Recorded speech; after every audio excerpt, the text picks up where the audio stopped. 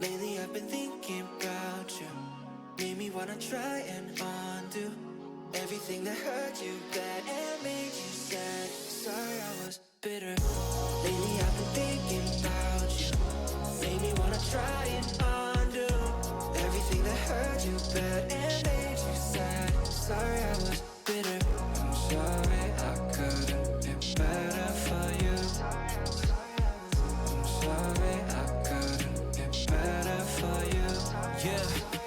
난 아직 미안해 remember the times 난 아직 집 앞에 서 있어 아직 기억이 나 It's bittersweet now 하루 지나가도 I ain't sleeping in now 미치도록 노력해도 can't explain how yeah 좀 더 잘할걸 같이 있을 때 I should've said it 말하고 미안하지만 난 이제 moving on and on 이제 삶도 지쳐 think it's time we move along yeah Baby, lately I've been thinking about you. Made me wanna try and undo everything that hurt you bad and made you sad. Sorry I was bitter. I'm sorry I couldn't be better for you. I'm sorry I couldn't be better for you. Yeah, 추운 겨울날 새벽 문자 보냈지 잠깐보다 술 취해 몰래 내가 보냈지 난 몰랐지 너도 같은 생각이라고 미안하단 말 없이 You told me that you gotta go 누구보다 You deserve a better man 내 말 들어봐 이제 연락하지 마 I don't think I can 후회될까봐 나 요즘 겁이 나 갈수록 좀 날겠지 For now I guess I gotta lie I know I was at my worst and I took you for granted. And I took the wrong turns, wrong choices, yeah, took advantage. When I should have been patient and kind instead of making weak alibis. I really messed up, sorry I was bitter. I can do better. Lately I've been thinking about you. Made me wanna try and undo everything that hurt you bad and made you sad. Sorry I was bitter. I'm sorry I couldn't be better for you. I'm sorry I couldn't be better for you. I'm sorry I couldn't be better for you. I'm sorry I couldn't be better for you. I'm sorry I couldn't be better for you. I'm sorry I couldn't be better for you. Sorry I was bitter.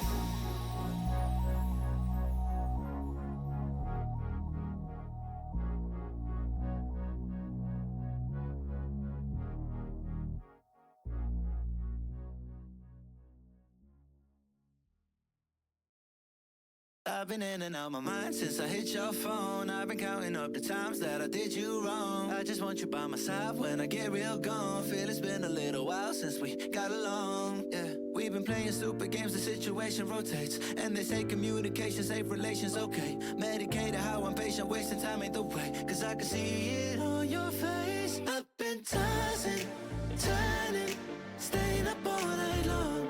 I've been calling, yearning, wondering what I did wrong. I could tell by your eyes you got something to hide. So open your mind up, let me inside, and let's make it right. Tell me, baby, what's the problem?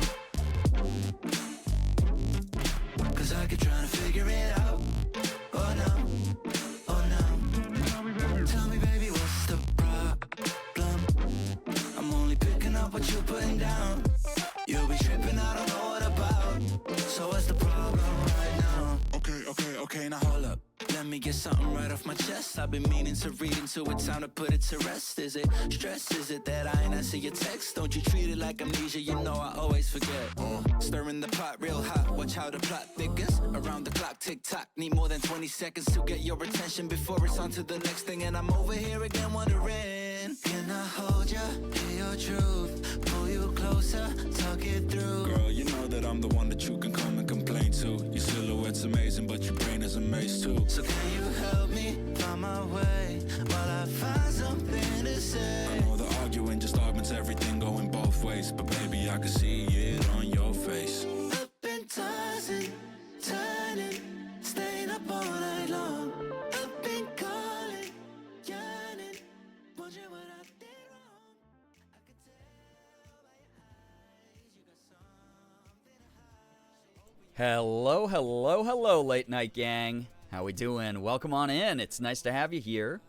Starting a little bit later, but that's okay. I am so happy that Morgan got to stream tonight. I'm like so happy. She was telling me between her streams while I was setting things up that she had a great time. Obviously, no fem stream tonight since she was busy the past few hours entertaining some of you over on her channel. And if you don't follow her yet, please go do so. She's fantastic, and she deserves all the support. This is her birthday month. All August long, I want it to be Morgan month. I want people to be able to support the heck out of her. No apologizing. Did I say sorry? Thank you for understanding is what I meant. Thank you for understanding that there's no fem stream here tonight. Morgan was very busy, and we've had a weird weekend. We're both kind of tired out, a little bit burnt out, but it's good to be here. I'm excited to like vibe. Tonight we're gonna be just I guess yapping. It's gonna be a yap stream. It's Sunday. We're all getting ready for the week. That's just how it's gonna be. Probably gonna do a little bit of like spray paint sim to like vibe with. So yeah, all the people who are like lurking and everything, I hope that you have good lurks. But let me say some hellos, plural, probably not just one big hello. I've already said the one big hello. Let me say some individual hellos. By the way, if I miss you the first time around, there's nothing personal in that. I'll get you the second go around. And if I say hi to you twice, you're just extra special. It's good to have you here. Thank you so much, everybody, joining, despite the late start time here on a Sunday. Hopefully I can send you off into the week with some good energy. I need it as well. Nye, welcome on in. We are so back. Lincoln, hello, hi. Kim, yo, what's up? Hello, hi. Danny, welcome. Brookie, nice to have you here. Thank you so much, Mins, for joining. Thank you very much, also Hills, for the reminder for people to take meds. Please take your meds, supplements, vitamins, no matter what you take. You deserve to take care of you. Yo, what's up, Singing Tree? Welcome on in. Jacob, hello, hi. Welcome as well. Xander, hi. Welcome. Hello. Nice to see so many familiar names here in the chat. Halloween, hello. Welcome. Oh my gosh, it's going to be Halloween season soon. I guess, like, everyone always makes it Halloween season as soon as, like, 4th of July ends, right? It's like that's the big thing we're all looking forward to. Shark, hello. It's been kind of wild seeing Halloween decorations in stores as early as they go now, though. It's, like, kind of hard because, like, Morgan and I will be like, we're still trying to enjoy summer. We don't want to go Halloween decor shopping right now. What the heck? Phoebe, welcome on in. Also, speaking of Morgan, thank you to everybody who came through with that offline raid while I was getting ready for tonight's stream. All of you are fantastic. Again, I hope you had a great time over there on her channel. Lurker, enjoy your lurk. Arahaku, enjoy your lurk as well. Air fried buffalo wings actually, it should come out pretty good. Air fryer is pretty good for that kind of thing. Ace of Snakes, welcome. Banana Moon Puppy Twined, hello, hi, all three of you. Mouse, yo, what's up? Good to see you here. Welcome. Wait, Xander, you almost got banned again? What happened? Please let me know. Ren, hello. I'm also very low energy tonight, so this is a perfect stream to lurk and be low energy in, honestly. Gray Lady, hello, hi. Lurking while I work on thumbnails. Good luck to you. Thank you so much for joining. Sad Scholar, hello. I mixed in a scoop of Rogue Peaches and Dreams. Hope it helps me. I hope that it helps. I have a tub of that arriving tomorrow. I'm really excited for because, again, the chamomile in that, when I first tried it, like, knocked me the heck out. Very, very excited for it. We booked our Halloween Horror Nights tickets today. I can't wait to kiss Freddy Fazbear 1987 style. Wait, Halloween Horror Nights has Freddy Fazbear? That's so awesome. I guess that makes sense. They were responsible for the movie, right? There was a Christmas ad from Disneyland trying to get people to book trips early. Gosh, the capitalism, like, acceleration is wild. Gifted subs in Morgan's channel. Oh, you deserve to... Well, no, only here you would get banned for that. Over there, please just give Morgan all the support, please. Also, I know some of you thought you were going to win, but on my side of the screen, 10-minute believers, it was 9:45. 9 minutes and 45 seconds when I just got on the camera there. So, sorry. Doesn't count for ya. Liz, hello. Ethan Nestor Big Naturals, hello, hi, welcome. I don't know, Ethan Nestor Big Naturals, I don't know if you saw my going live post on socials today. but I think you'd appreciate it since you're an appreciator of Ethan's big naturals. FNAF house at Universal. Ooh, that's actually kind of fun. No, stop consuming. Yeah, it's like, listen, we have so many months to get excited for like the holiday season at the end of the year. We barely are, what is it, like 2/3 of the way through the year? Like, let's just chill for a second and enjoy Halloween. Good Lord. Morgan got a golden Kappa train. Let's go. Those of you with golden Kappa, I hope you enjoy using it if you do partake. It's very cool. There we go. There's one. Can we just have summer? I know, like, we're in the middle of summer. I don't want to think about winter yet. I want to just, like, vibe. I want to chill. I want to, like, take my time so my brain doesn't implode and turn into, I don't know, just my worst enemy. Like, that's the worst thing in the whole world, is, like, feeling like, oh, my God, every day I have to just plan for something months in advance. No, I don't want to do that. I want to just, like, chill, you know? But anyway, tonight will hopefully be that chill for you. Again, a lot of people are lurking tonight, which is A-okay. It's a Sunday. It's the end of the weekend. Some of y'all got the Sunday scaries. Some of you are, you know, anxious about, like, work and school coming up. Whatever it might be that you're dealing with. Other summer plans, you name it. Hopefully not getting worried about Christmas yet. And then, I'm going to be doing some spray paint sim and just yapping. I just wanted a good yap stream. I'm pretty low energy as well. Just kind of running out of energy this weekend. So hanging out with everyone here is going to be good. I love autumn and Halloween, and October is my birthday month, but it's not time yet. Yeah, same. So November is my birthday month, and I really enjoy like the cool fall weather and everything. But I live in Rochester, New York, where we get sun like 5 days of the year. So like, give me a little bit of sunshine, right? Let me enjoy that. Found it. Yeah, we got the golden Kappa. I may or may not low spoons lurk tonight. We shall see how the spoons fall. Understandable. Yeah, play it by ear. Halloween used to be our shield against Christmas stuff coming too early. Exactly. It's wild. Now we get like Halloween ads in like April. It's wild.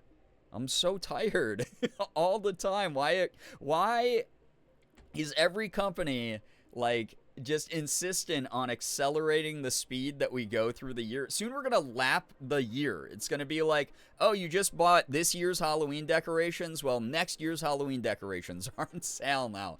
And it's just like, Matt, it does make it feel like the days and the weeks and the months go by way too fast, and I'm like burning through my life force like way too fast. And it's why Morgan and I do our best to be really conscious about it and like refuse to participate in like the overconsumption stuff. But like, oh my God, dude, I'm tired. I'm really, really tired.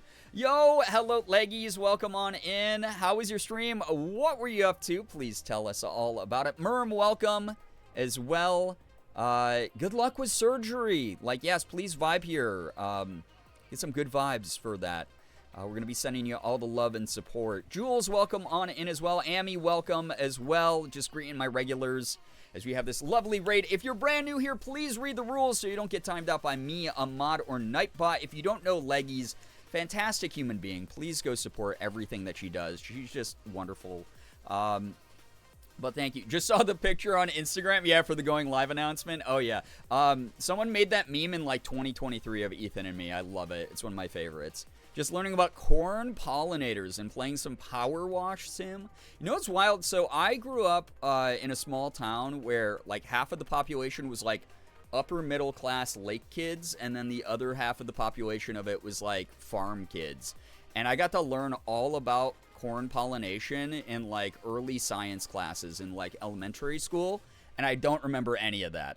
I don't remember any of it at all. Becca, welcome on in. Hello, Funky. Good to see you here. Thor's, so nice to see you as well. Thank you, everybody. Thank you for joining. Saw, welcome. Welcome, everybody. What? Why? Why are you asking people about sounding in chat already, Merm? Oh, my God. Good Lord. It's corn. No, not that corn. That said, chat, welcome on in. Raiders, welcome on in. I hope that you had a lovely time over in Leggy Stream. If you don't know me, my name is Brian, aka Girbeagly. I'm a Korean American, full-time Twitch partner, YouTuber, voice actor. I do a little bit of everything. I play variety games. I do, you know, AAA games, indies, open up Pokemon cards, do cosplay, you name it. Soon I'll be doing more than Pokemon card openings as well. I was sent so many amazing Magic the Gathering Final Fantasy cards that I can't wait to open on stream soon also. I did my homework. Sounding to determine the depth of water, obviously what we mean here. Nettles, hello, hi, welcome. Oh my god, yeah, listen, Leggies, it's been 3 streams in a row now, I think, where people found out that, like, Becca doesn't know a lot of phrases, and your name's gotten dragged into the conversation a number of times as well. And chat's been educating each other on so many different phrases that if you're not online a lot, you might not be familiar with. So we are the #1 edutainment stream on twitch.television. It is what it is. Hopefully we're not chasing away raiders, anyone who's new here. I promise you, even though this level of chaos does peak up above the horizon every now and then, we're mainly pretty chill. I did a poll today to see who is a youth in my chat. I have exactly 1 youth. A youth? I don't want any youths here. I'm too old and crusty at this point, you know? But here's the other thing, too. We talk about this, the social perception that, like, you're old and crusty by the time you're, like, 40. Maybe I'm saying this as cope because I'm about to turn 40. But, like, you don't just, like, shrivel up and die when you turn 40. It's like maybe some things are harder or weirder. Your perspective makes things, like, stranger to do. But at the end of the day, I don't know, like, everyone's still young. Like, you still have so much of life left to live. So, I don't know. I saw, thank you for the 5-stream streak. I appreciate that. Thank you, thank you. Rackalev with the 11 months. I appreciate that so very much. Anime Fangirl, welcome. 18 to 24 years old. That is the youth to me, because I always say, like, once you turn 25, it's like when you, a larger part of your brain activates. And then your whole 20s is kind of just meant to, like, adjust to that, and, like, you're kind of like just a goofball who's gonna make like 1,000 mistakes in your 20s, and you don't have any real perspective of the world yet. And then when you hit your 30s, you start figuring shit out, and things start dropping into place like Tetris blocks. And sometimes they don't fit perfectly, but you have a better understanding of how the game's played, and it's kind of dope. So yeah. Anime Fangirl, you turn 37 tomorrow? Wild. I turn 28 tomorrow. We have 2 birthdays tomorrow. Well, hopefully I'll be live and we can wish you a happy birthday. Or I guess when the clock strikes midnight, we'll wish you a happy birthday. But just remind us. Youth is 18 to 24. Somewhat Youth was 25 to 31. I like that. I like that because, like, again, it kind of gives that perspective of, like, when you turn 30, you're still not deep into life. When you're in your 20s, you're a fucking idiot. Like, everyone is. Every single person who's in their 20s. I'm sorry, you're dumb. You're going to get smarter, I promise. You're going to make mistakes and learn from them. You're going to go out and discover some things yourself. You're going to look at people who are older than you and be like, wow, I found a perspective that works, like, way better. But when you're in your 20s, you're just kind of not socially intelligent or, like perspective-wise, like, a greater view of the world is not yet available to you. I promise you. It'll get better in your 30s. I promise. So everyone who's like, oh, well, I'm really dreading turning 30. Oh, I'm gonna be so old. I'm gonna be so behind. Congratulations on letting adults who are older than you shame and guilt you so much to dictate your future, so that you now have this artificial guardrail that keeps you from finding your full potential. Someday, if you try, you can break it down and you'll get better. I promise. You'll figure out your own path and it's gonna work, like, way fucking better. I promise. I promise. I turned 30 and I felt my brain expand like that cutscene in Spore. It is kind of like that. I just spit everywhere. You also spit way more because you can't control the muscles in your mouth because you become weak in your 30s, and then 20-year-olds can beat you up. Can confirm I'm in my 20s and I'm super dumb. Claridactyl, hello, hi, welcome. You've never been dumb a day in my life that I've known you. Welcome on in. I hope you've been well. Not me coming into Brian telling me I'm dumb. Listen, but it's like a canon event. Every single person, I promise, Uber, every single person who's in their 20s, it's when you're supposed to make mistakes. It's when you're gonna figure shit out.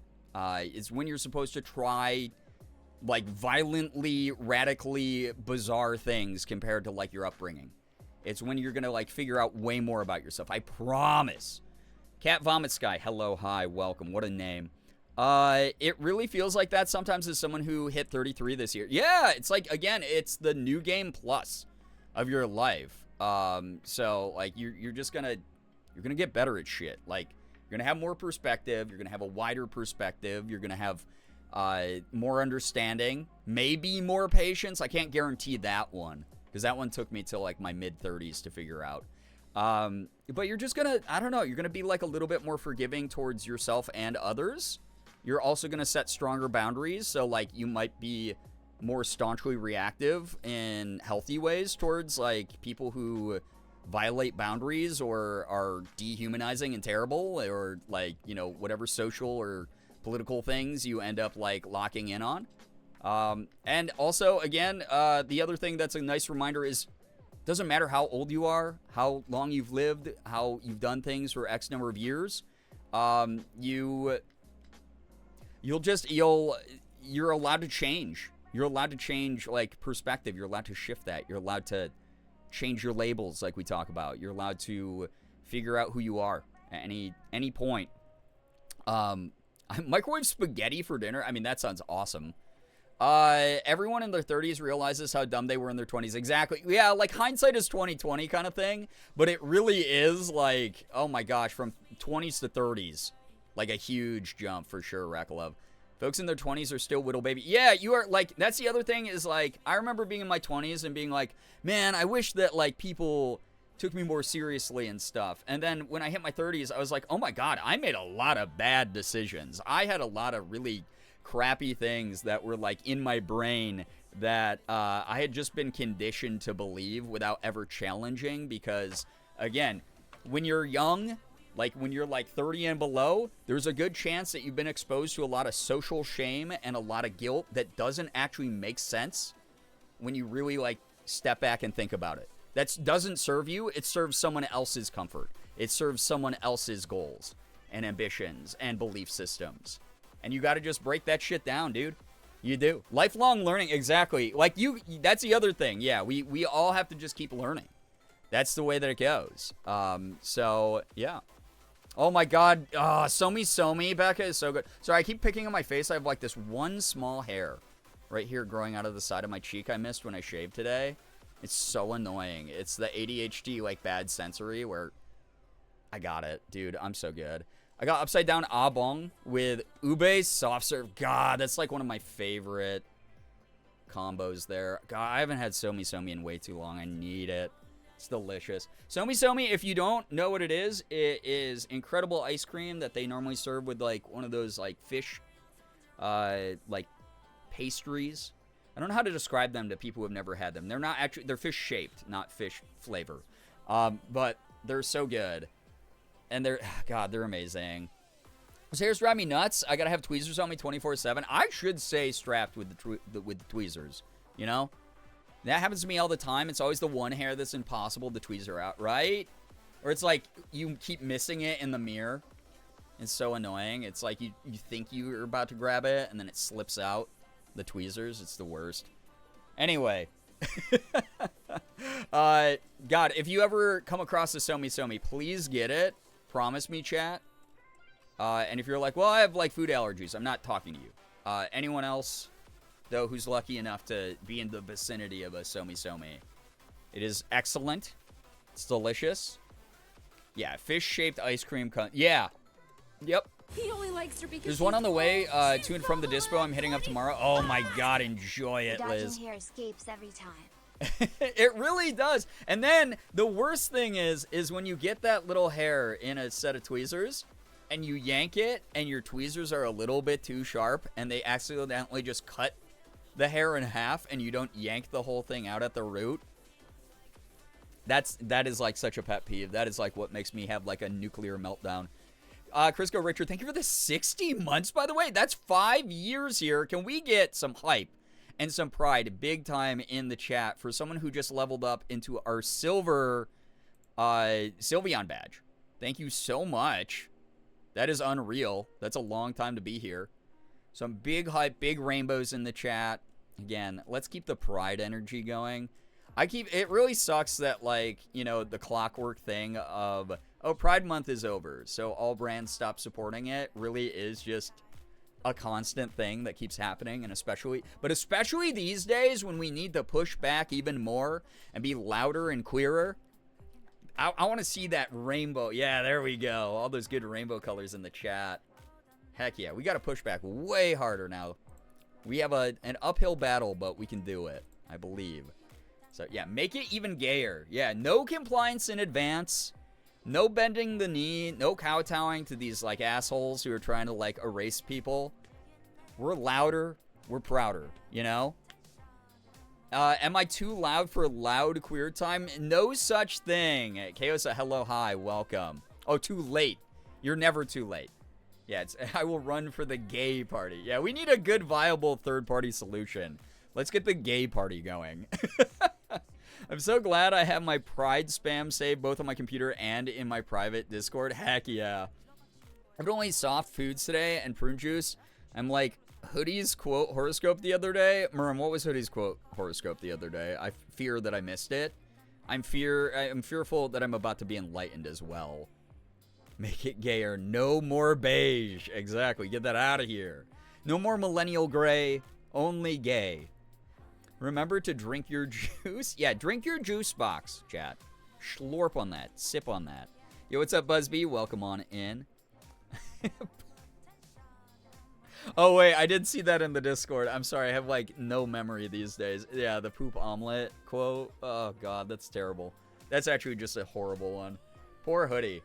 I do like that Hoodie just used exclamation point quote, got poop omelet as the entire quote, and then just wrote no in all caps. That's amazing. Millennials did not make everything gray. It was private equity. Fair, but now we do have millennial house flippers as a byproduct of that who do make everything gray. It's terrible. It's really rough, you know? Millennial gray, nah, millennial gay. Exactly. Let's get that going. For those of you just joining, by the way, I'm very low energy, but I'm around for some yaps tonight. I'm very excited to just yap. We're just going to chill with some spray paint simulator and yap about various things. Those of you who are supporting Morgan tonight, thank you so much. Please keep supporting the heck out of Morgan. This is her birthday month. I want to see her just flying into the sky with all the support. Just uplifted so much. And as a result, though, she was streaming right before me. No fem stream tonight, but we'll get some going this week. I'm very excited. Probably Mommy Monday tomorrow. I'm really looking forward to that. Doing Mommy Monday media review. This is why we need to make color theory a mandatory part of education. You know what's wild? It was taught in my art classes, but I never got to benefit from it because I have incredibly severe color blindness. I love Morgan's TikToks. Isn't she killing it over on TikTok? I'm so proud of her all the time. I just posted my first TikTok in a long time. I just put my first TikTok up. I put it up as an Instagram story. I don't know why I chose to put it up as a story on Instagram and not a reel, because I put it up as a YouTube short and a TikTok. But I'm starting to make small little short form video content again. Part of it is to prep for the sponsored post from Corsair, because I have a funny skit that is ready to go for Corsair, since they sent me a PC case and are building me a PC, which is really neat. But look forward to, if you don't follow me on TikTok yet, same username. If you don't follow me on Instagram, you'll probably see some reels over there. If you don't sub to me on YouTube, on my main YouTube channel, again, same username everywhere. But YouTube shorts are going to be posted here and there. I'm going to start with like probably every other day if I can, or just like 3-4 times a week if I can, and we'll see where it goes. But I did tell you, for those of you who, you know, listen to the call to action at the end of every stream, that someday I was going to start posting TikToks. And I did. The toilet one, yeah, absolutely. We need to stop teaching Johan Itten's color wheel. I didn't even know that's what it was called. I believe we need a 7-day weekend. We do need a 7-day weekend. Every day should be the weekend, right, Banana Moon Puppy? That sounds like my kind of day, or my kind of week, I guess. That sounds good. Every day is the weekend. Every day has work off. Everyone has their basic essential needs met, as well as like a little bit of extra for some like good vibes, some good spending money, some incentive to like put that money back into the economy, right? That's what we all need. Yeah, oops all weekend, dude. I'm down. If you elect me as president, even though theoretically, because I wasn't born in the U.S., I can't run for president, but we also have a felon currently as president, so I don't think the rules really matter that much. So you might as well vote for me for president. I'll make sure that every day is a weekend. I vote everyone gets a sweet little treat on Mondays. That would be nice, right? Do I really want to go back to work tomorrow? No, not at all. Oh, I'm sorry. I hope that I can send you off with some good energy into the work week here. 4-day work week, and then once a month you get an entire week off in a row. I mean, that's maybe how we we transition from what we're currently doing with capitalism into my plan eventually, right? Girbeagly 2026, thank you. Yeah. They call me the economy. Give money to me. You have already won my vote for president. I'm so glad because, again, I'm a gamer online who just, I don't know, I took a lot of sociology classes, and that was like poli-sci shit, whatever. You have already won my vote for... Wait, I already just read that. I also have ADHD, and I'm going to, be reading my speech, hello to the American people, and then I'm going to, reread that line and say it twice because the ADHD... I'll be like, oh, yeah, it's like a chat window. I will make being boring a crime. Kieran, hello, hi, welcome. Welcome. Thank you so much for joining. You can run as Ethan's VP and then understand he's just a puppet. Ooh, true. It could be like a George Bush, Dick Cheney situation where it's like, yeah, I manipulate Ethan. Or we can make it like a more physical manipulation, like the Muppet Show. I'll let you imagine what I do to Ethan and make him speak on camera. Mommy energy for president, right? Yeah. At some point, you know something, we talk about this all the time, but it's like what I would absolutely enact would be after you graduate high school or, do finish some level of high school education, before you get to go out into the real world, you have to do at least one mandatory year. Instead of conscripted military service, we do conscripted retail or customer service work. For 1 year, you have to work in food service, or you have to do customer service at a call center, or you have to work a retail job. And then maybe some of these fucking assholes out here that you see in every store and at every restaurant who treat waiters like dirt and treat customer service reps who have no control over anything like dirt would start having some empathy and understand, which sucks that you'd have to put them in someone else's shoes to do that, right? It sucks that the words of the people who already suffer aren't enough. But, if that's the extreme we have to take it to get some people to use, more of their brain, God, let's do that. Jessa, thank you for the 75 stream streak. Welcome on in. Thank you. That would genuinely be so good for society, right? It really would. In my opinion, 1 year each in a call center and food service. Yeah, I mean, we could, yeah, we'd maybe be the South Korean military, right? Where it's you go around from position to position. After 1 year, you get a different position. We'll call it the anti-Karen plan. Right, yeah, we have to eliminate Karens is a big part of the issues that we're experiencing in the world right now. We need more socially adept people with better emotional intelligence, and we're not getting that by forcing people who can't escape their socioeconomic bracket with any options but the military. We're not really doing anything that's because then we treat veterans like shit too, right? It's you put them in the military, they get out, and then we treat them like crap. And a lot of the times they have a lot of trouble readjusting to socialized norms after being in the military and being in a social bubble where they're just a little bit emotionally behind in some ways. I have a lot of veteran friends who talk about this stuff. We need something better than that. And I think the workforce would be where we could focus a lot of that, truly.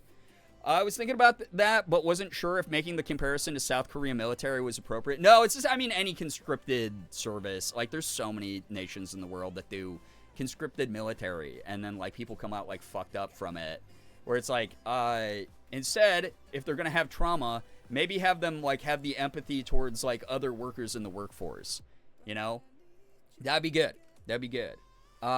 We replace the police force with clowns. Clowns would be more effective. I mean, they're clowns in their own right. ACAB.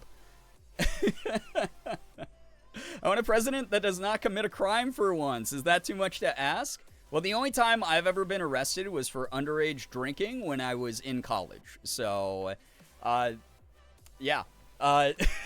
There we go. I have a pretty, and that's been expunged from my record because I did my community service and then didn't get in trouble during, like, the probationary period they gave everybody. So, like, honestly, there you go. I think I've cleared the requirements that you have.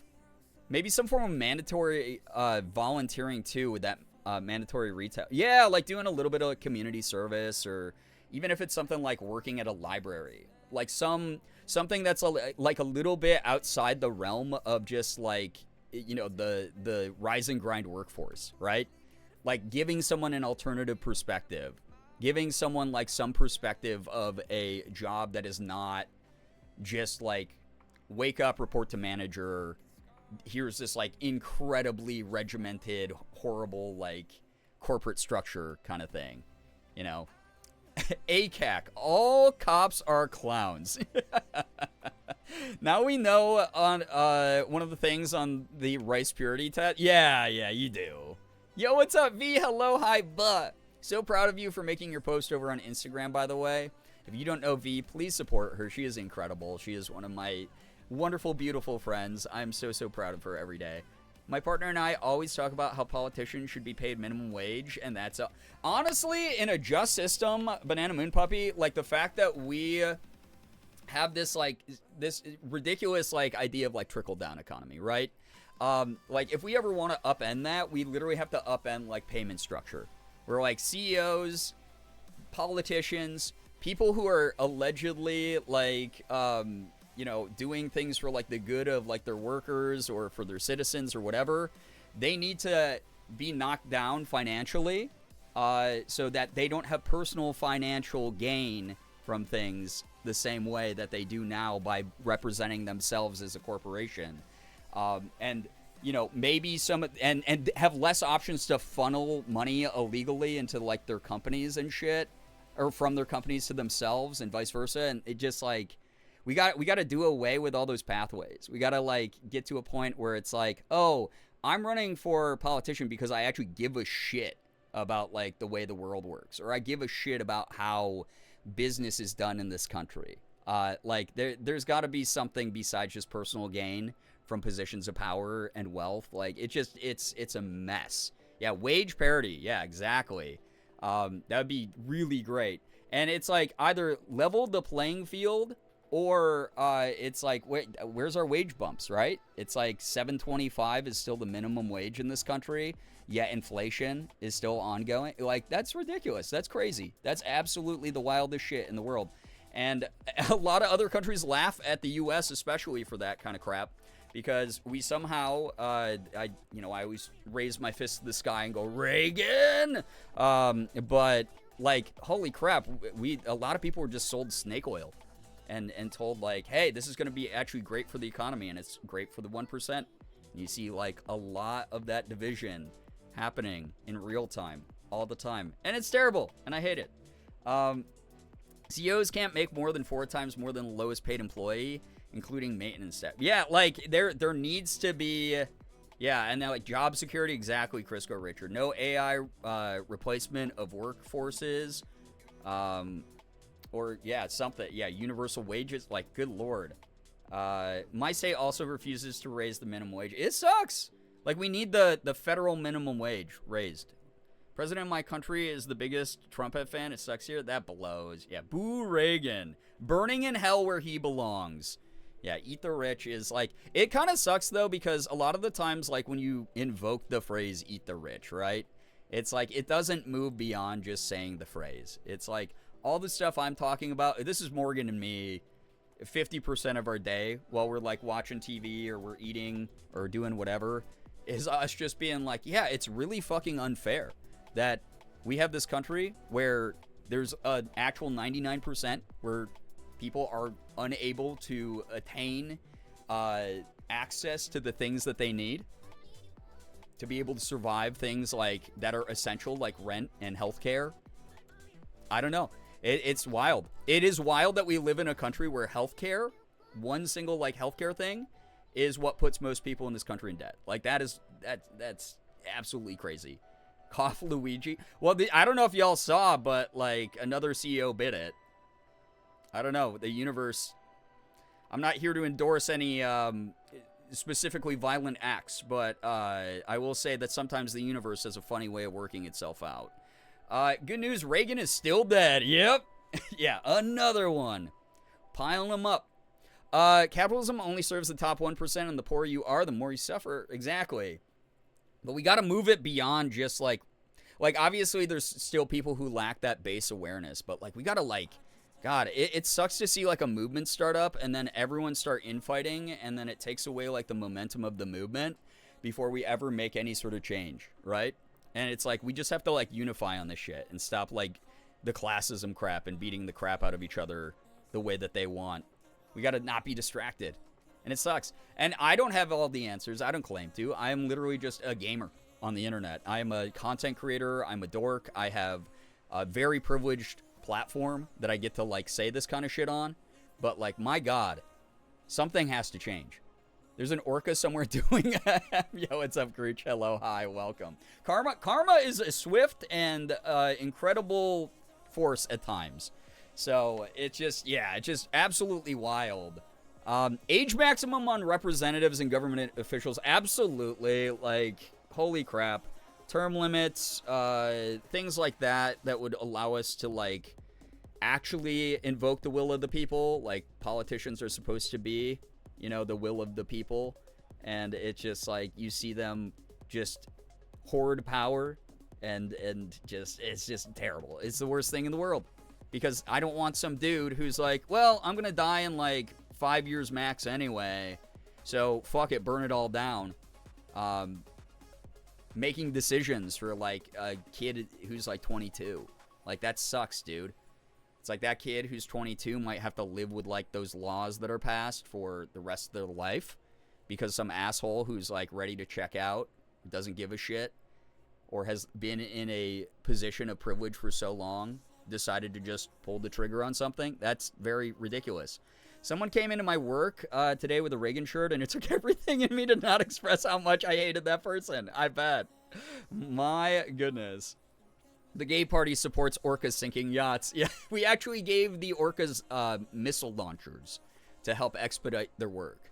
My dream is to get out of poverty, and that's all I really want. I want to live comfortably. Right, and my thing about that, it's like, because I want the same thing, right, is once I have that, I'm much more likely to then have the time and the focus to let the ladder down for other people and go, hey, come on up here. Let me help you out. Let me make sure that, like, you're doing good, too.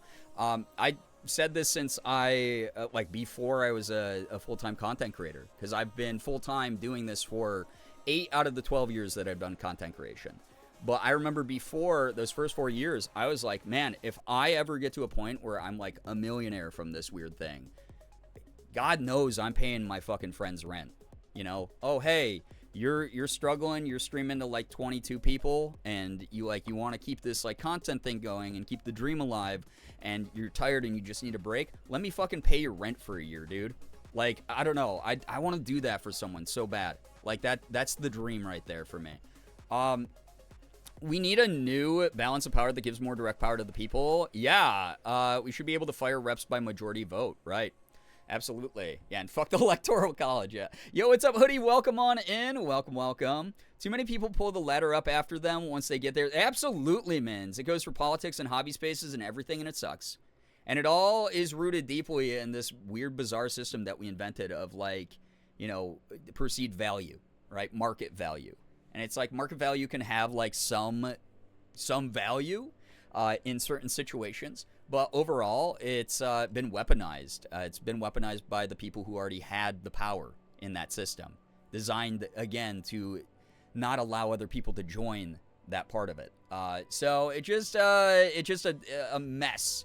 It's a mess. Yeah, that's the thing, Ace of Snakes. I've never believed anything Elon said because he's just such a giant piece of shit. He's an emerald mine Nepo person, you know, like blood emeralds at that. Like, he is just a nobody to me. He is just always going to be the world's most friendless incel. Like, it's really funny. It doesn't matter how much money he has. He's just, everything he says is to garner some kind of support. He is like the pure definition of a people-pleasing centrist in the sense of, oh, I'm getting the most support by being a douchebag right now, so I'm just going to keep leaning into like alt-right rhetoric. Oh, wait, I'm not getting like return on investment on this as much. You know, I'm getting like diminishing dividends from it. So now I'm going to like soften my stance a little bit and appeal to other people and blah, blah, blah. And it's just like, that's a ridiculous way to be, dude. Like, God, have some convictions, you soft little piece of crap. Like, you are a mess. Like, holy crap, dude. He also said he'd step down as CEO from Twitter. Oh, yeah, I mean, there's just a million things. He takes a page out of the Trump handbook of, like, I'm just going to lie to people, and the least socially adept losers in the world are going to believe everything I say. Because that just works on people who never think for themselves. That works on people who never have thought about other people because they just lack that emotional intelligence. Like, they just are not capable socially of ever seeing beyond their own nose. And it's crazy. It's really wild to see that. But I feel like I'm in a fucking, like, fake world sometimes because I'm just like, how do you not think about other human beings? You know? I don't know. It's just really bizarre. It's very odd. And obviously there's grifters out there who are like, oh, I can take advantage of this militia of like really stupid people and just keep feeding them lies and going, hey, it's bad now, but it's got to get bad before it gets better. You know? And that's absolutely weird to see people fall for the same thing over and over again. It's a bummer. Thors, get some good rest. Thanks so much for dropping by. Appreciate you being here. Had a nice night recently seeing that clip of him on the verge of tears while his gaming chat was spamming, you have no real friends and will die alone. Oh, yeah. That's one of my favorite clips to go back to. I've talked about that before, V, where people were saying some much edgier things that I typically wouldn't encourage towards other people. But my God, I can't imagine going online, like if I was streaming, you know, spray paint sim tonight like I do, and having an entire chat of people just telling me to kill myself. Like, I'd be like, okay, it's time to log off the internet and get a little bit of introspection going, because clearly I did something like absolutely nuts that pissed off like a ton of people, and like whatever I think I'm doing, I'm not actually doing, right? Cam, hello, hi, welcome. I just remembered that I'm going to outlive Trump and Musk so I can poop on their grave. Honestly, Crisco Richard, I've been saying that a long time. You cannot give up. I know we're talking about a lot of oppressive systems that are really heavy and put a lot of pressure on human beings right now. And it's so easy to be like, oh my God, what's the fucking point? Why do I even try, right? We talk about this shit a lot here. You cannot give up. Because at the end of the day, even if you're like, I don't know what the future brings, it all seems kind of bleak and like it's not going to work out for me. You don't know the future. You really don't. You might have some good predictions for what's going to happen based on your current situation, but tomorrow something absolutely wild and unpredictable could happen. It's literally how we enter every new chapter of our lives. It's why many of us have lore. But here's the thing. You have to outlive Trump and Musk. You have to. You cannot be a more pathetic, whimpering fucking loser than those whimpering, weak, pathetic fucking losers. You have to outlive them. You have to. You have to, or else. I'm going to track you down in the afterlife, and I'm going to ghost fight you. And that's scary, you know? I have to live long enough to piss on the graves of Mitch, Elon, and Don at least. Exactly. Good Lord. So, yeah, exactly, Ace of Snakes. Like, I hope that society, once we get out of this madness, like, yeah, like, build something that the public can, like, destroy and abuse. Like a statue of them that just gets, like, defaced all the time. I'm hoping more and more people are waking up to how rigged this country is and starting to fight back. I see it every day. That's the other thing, is a lot of the times we put ourselves into these bubbles online and we're just like, oh, it's just me and 80 of my, I guess, compatriots here. Like, there's not enough for us to, like, cause any change. But I don't know. I know people who go out to, like, rallies every single day. I know people who sit outside the steps of Capitol Hill holding signs and gathering hundreds of their friends. A lot of the stuff that we want to see, that a lot of the times you'll see skewed, because unfortunately there's grifters on the left as well who are like, oh, we're not doing enough, like, whatever. Like, a lot of the people who are doing a lot and fighting are doing it offline, right? No paper trail, organizing old school ways, making it really grassroots so that it can't be compromised. Like, there's a lot of that stuff that's still happening. I donate to a shit ton of these organizations as well. So it's just one of those things, like, we're fighting back. Let's keep fighting back how we can in the spaces that we can. And in the meantime, you know, I'm going to try to do my best to be a silly, goofy internet jester and give you a nice place to unplug from a lot of this stuff and recover your energy, because rest is resistance. It's what keeps you alive. It keeps you going, keeps you focused. And that's my contribution right there. And then outside of that, I'm pretty loud on socials about things that I believe in and try to fight for. So again, if you don't follow me on social media, please do so. And you can see me be loud and talk about this stuff regularly. Or at the very least, just offer open, welcoming spaces. Shira, hello, hi, welcome. No, because my therapist literally told me something similar. Don't let Daniel Smith win. Outlive that wretched woman just to spite her her transphobic ass. Did I just say Daniel Smith instead of Danielle Smith? Oh, well. I'd like to fight Girbeagly goes, but I will stay alive. Listen, we'll have plenty of time to fight in the afterlife. Stay alive now. Stay alive for the future. Let's outlive these absolute fucking creepy ghouls wearing human skin. Barely human skin at that. It's like bad, like Party City knockoff human costumes, dude. It's wild. So, yeah. That's why I get so exhausted with the if you aren't constantly posting about it, you're complicit mentality. Right. All this performative virtue signaling bullshit where we're using it not to actually inspire other people to, like, take more action, but to rip each other down when we're, like, have the same goal. It's ridiculous. Oh, cool. You won a bunch of internet points. Where can you cash those in? Good luck finding a vendor that's going to accept those. In the meantime, I don't know, I'm trying to find ways to inspire other people to, like, fight harder and do the best that they can, while also being like, hey, there's going to be some days you just need to take a huge freaking breath and just, like, vibe, dude. And you need to recover and do the best you can, and that is going to be good enough today, you know? Yo, what's up, AL? Welcome to the stream. Merm, please get some good rest. I appreciate you for being here. Thanks for always being vocal about justice. Thank you for always being vocal about justice. Thank you so much for joining into these conversations respectfully, and just great energy from, like, a collective here. Fuck infighting. Yeah, because here's the thing, is, like, sometimes people deserve to get their asses called out. Sometimes people have bad, you know, takes and are clearly uneducated and willfully ignorant about certain shit. But, like, my goodness, it is very odd to see a bunch of people on one side united by hatred and bigotry and all their ridiculous 1% serving mentality and just trying to stay in their comfortable bubble of, like, the good old days of America bullshit. And then our side that's like, let's get some momentum behind this thing that's like basic human rights.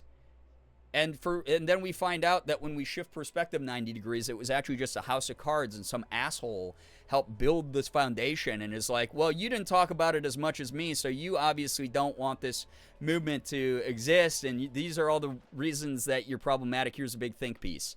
Cool. Who did that serve besides the person who made that? Fucking nobody, bro.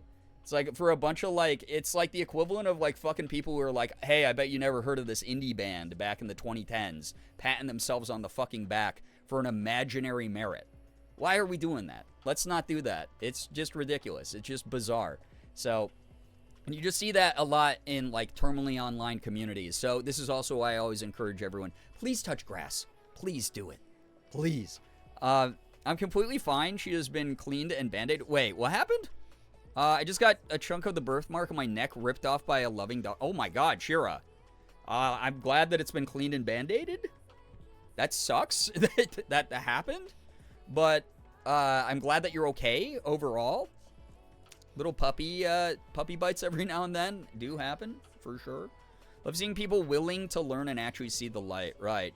Yeah, and that's the other thing. It's like, you got to know when to identify a lost cause. When someone has just been online too much to ever listen to reason, or they've been in a hate-filled echo chamber so long that they are too far gone to reason with or waste your time on. There's like no way you can convince them to change their mind. So what's the point of trying to educate them? However, when I hear someone who's like, well, I don't believe, like, here's my line, but I believe things are this way, and it's still like an outdated or like bigoted approach to something, I'm like, maybe there's like a little bit of hope there. It's like they're like, oh, I don't believe that trans people should be all, like have all their rights taken away, but I don't think that they should get these other things. And it's like, okay, you're almost there. Maybe I'll give you a little bit of a push, and if you move in the right direction, great. And if you don't, then I'll push you over and I'll steal your fucking lunch money, you goddamn dweeb. So that's the way that I try to look at those interactions. There's times that I just block someone outright because I go, oh, this is someone who grew up listening to Rush Limbaugh and then Joe Rogan, or like Ben Shapiro or some stupid shit. I got really annoyed with the celebrity block list last year where people were convinced that blocking celebrities not posting about Palestine on social media is actually going to do anything. I talk about that a lot with Morgan. It's like, again, sometimes there's problematic celebrities who do deserve to be deplatformed in whatever ways you can. Sometimes blocking does contribute to that, especially if they are someone who is very active online and notices that a bunch of people are blocking them. But at the end of the day, it's like very, very bizarre and performative because it's like, how do you deplatform someone who doesn't agree with you 100% by blocking? They don't even know you exist, dude. They do not know if they're like a millionaire. It's like they don't have to work another day in their life and they can sit back on that money and just continue to exist and have influence over people who aren't bothered by them. It's like, I'd rather use that energy whenever possible to educate other people or to do things, again, ground level, where I'm able to affect things in a meaningful way. And again, like spread information and awareness and education and find the people who agree with me on things and strengthen our bonds. And that's the kind of thing that I try to, put my energy and time into. It's like, yeah, it's really weird when it's like, oh man, Pedro Pascal didn't say this one thing. He misused one word. So everybody should hate him. He's just as problematic as Elon Musk or some shit. And it's like, I don't know, dude. I think that there's a lot of gray area that exists between those two individuals. Let's hope that he educates himself and gets better. Versus like, oh man, I see you still following Pedro Pascal. You're just as problematic by association. That's fucking insane, bro. You're online too long. You're delusional now in like a bad way. Like you're starting to lose your grip on like how the waxing and waning of like, I don't know, communication works. Like, I don't know. Yeah, celebrities don't give a shit if you block them. Right. And it sucks that there's that power dynamic. But this is also why I talk about like content creator power dynamics, right? It's like, I'm still small enough where if I ever did something truly problematic, I hope I would get canceled off the face of the fucking earth, and then none of you would give me your time or energy, right? And I would have to figure out how to grow and learn and not be a giant piece of shit. And I've made mistakes online, very publicly. And I've learned and I've grown and changed things about myself and changed my perspectives and understood why things are harmful. But it is one of those things where it's just like someone who's like, like people are like, oh, let's cancel Brad Pitt. Bro, how are you going to cancel Brad Pitt? Brad Pitt only appears in movies and in like Entertainment Tonight interviews. He doesn't even have like a social media preference or presence. What the fuck are you going to do about Brad Pitt?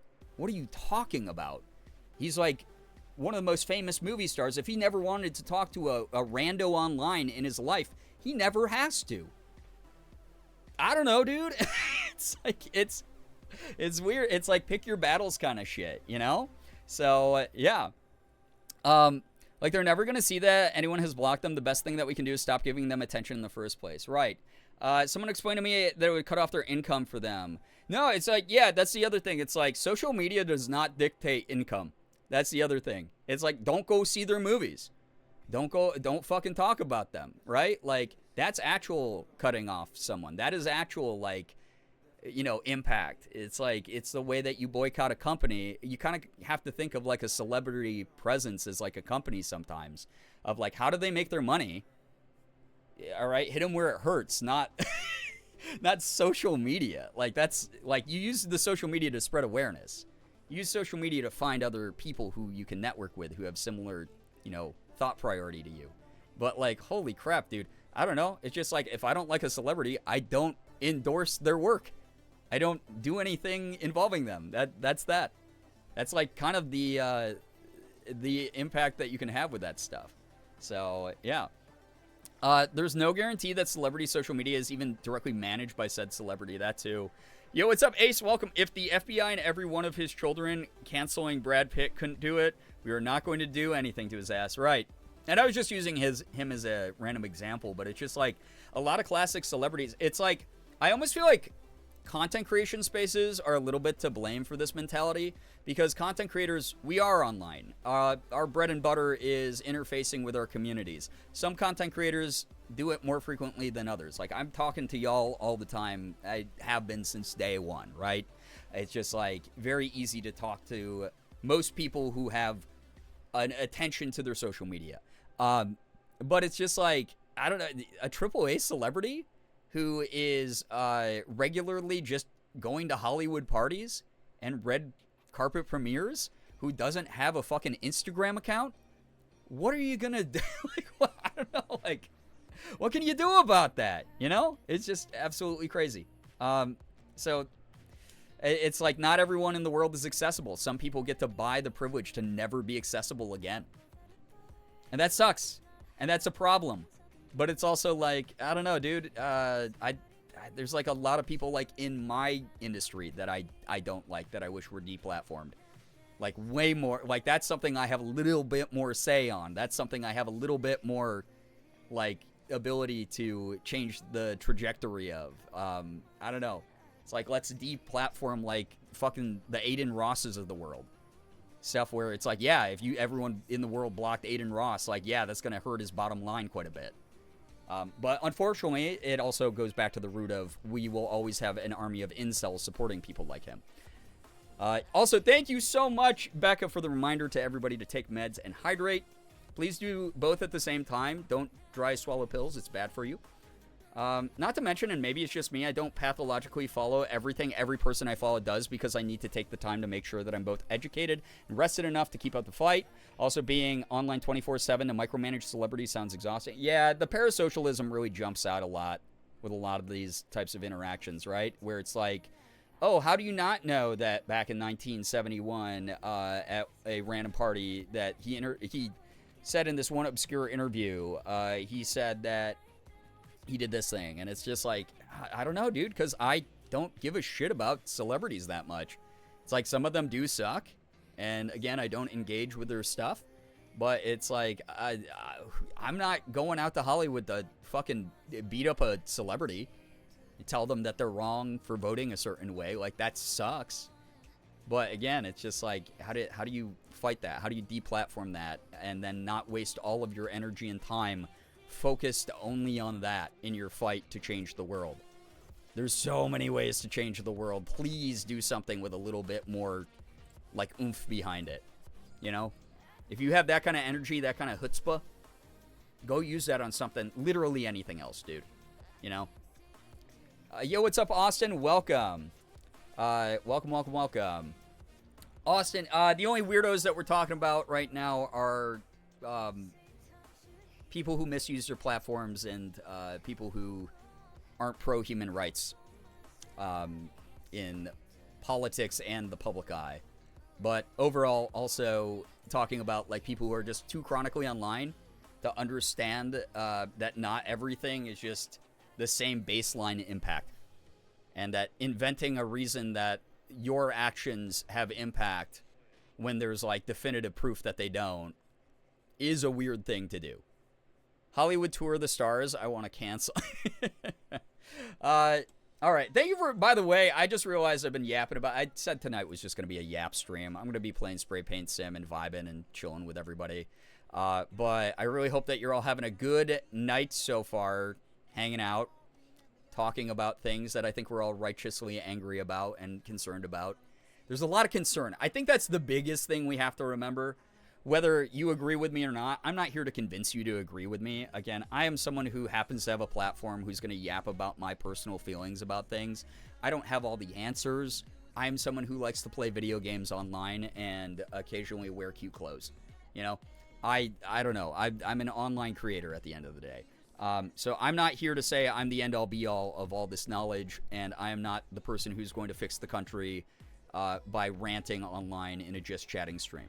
But I hope that it makes you feel less alone. I hope that it makes you feel like maybe some of you who haven't thought about it that deep, maybe you're thinking about things a little bit differently now. But I really appreciate it. Don't apologize. I didn't apologize. I just said I noticed the time. Holy crap, I've been talking this long. But yeah.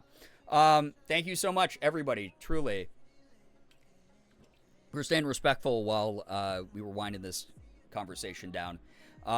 Yeah, Mouse, I'm not reading that. I'm sorry. It's a book. But I'm sure you made an excellent point, and I hope other people in chat benefit from it. I always enjoy yapping. It makes me feel so much better listening to people talk about frustrating things.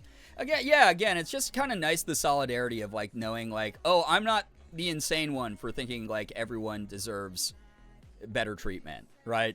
I'm not. Actually, I have a much more grounded approach. And there's a lot of me out there. There's a lot of other people like that out there. And that's really good. But yeah, it's really, yeah, exactly, Mins. Yeah, the terminally online people, like, please get hobbies. And not in, like, the mean way, but it's just, like, very good for your brain to have hobbies that are not just surfing the internet or listening to the opinions of other people and making them yours. It is very healthy to have, you know, variety is the spice of life kind of thing. It's very healthy to have variety of some sort in your life. So, yeah. I think yapping and hearing what other people have to say is crucial, especially in these trying times. I try to, again, lend my voice where I can, regardless of how serious the topic is or not. I just have thoughts. I have many thoughts. So I've been feeling my body relaxing a lot from today, and I just want to say thank you for introducing us to Rogue. The combo has helped me not feel alone. I'm so glad to hear that, said Scholar. You are not alone. That's the other thing. You know, in the wise words of my friend Ethan Nestor, those of you who are around circa like 2016, you are never not alone. Wait, is that was that his phrase? What was his like terrible catchphrase? I love making fun of him for it. It was so good. A lot of people loved it, and I'm glad that it brought them like peace and togetherness. But like you are never not alone, I think is what he used to tell his viewers all the time. Dude, he cringes physically. Like, he will recoil if you say that to him. Oh, you will never not matter. That's what it was. God, it's so bad, dude. You will never not matter. Why the double negative, my brother? You know? Ace of Snakes, I have heard about the Steamboat Willie horror movie. I'm actually kind of curious about it. But yeah, it is one of those things where it's just like, there's some truth there, right? There was some sincerity in his heart when he made up that phrase. You'll never not matter. You will never not matter. You will always matter in some kind of way. You will always have some form of togetherness and a way to bond with other people. And I'm really happy that that this place makes people feel like they're not alone, regardless of how angry you get about this shit. Again, righteous anger, I think, these days. You're not the only one who feels that way. You're not the only one who gets to like that extreme. I promise you. We're here to like help temper each other and remind each other where that energy and effort is best spent. But also to remind each other that like, no, you're not the fucking crazy one. I promise you. We're all doing the best that we can together, and you will always have someone to fight by your side. So. Elijah, yo, welcome on in. Yeah, you will never not matter. You matter just got rid of 3 words, same meaning. Right, yeah. It's really funny. It's so great, though, because every now and then there is a fan of Ethan's. When we were, like, in 2019, the last time him and I were doing, like, signings and stuff, where, like, a fan would show up and they'd have, like, one of those old school t-shirts from, like, 2015, 2014. It's great. But yeah, it is one of those things where please don't feel alone. I'm glad that this stream is bringing some togetherness, some sense of like social security, some sense of like maybe just like mental wellness. Because I know I careen out of orbit every now and then, and I'm like, holy shit, am I the friend who's too woke?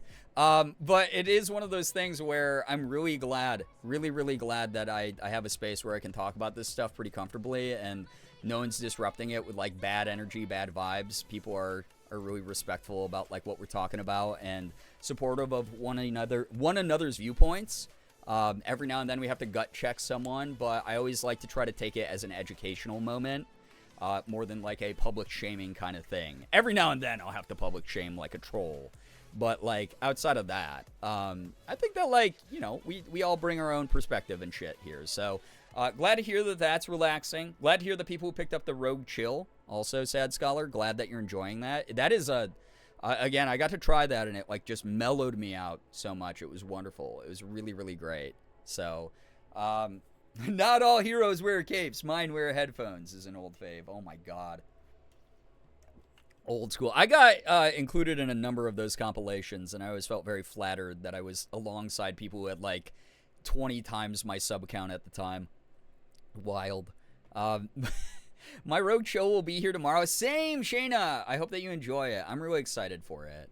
I might have my chill sample packet tonight.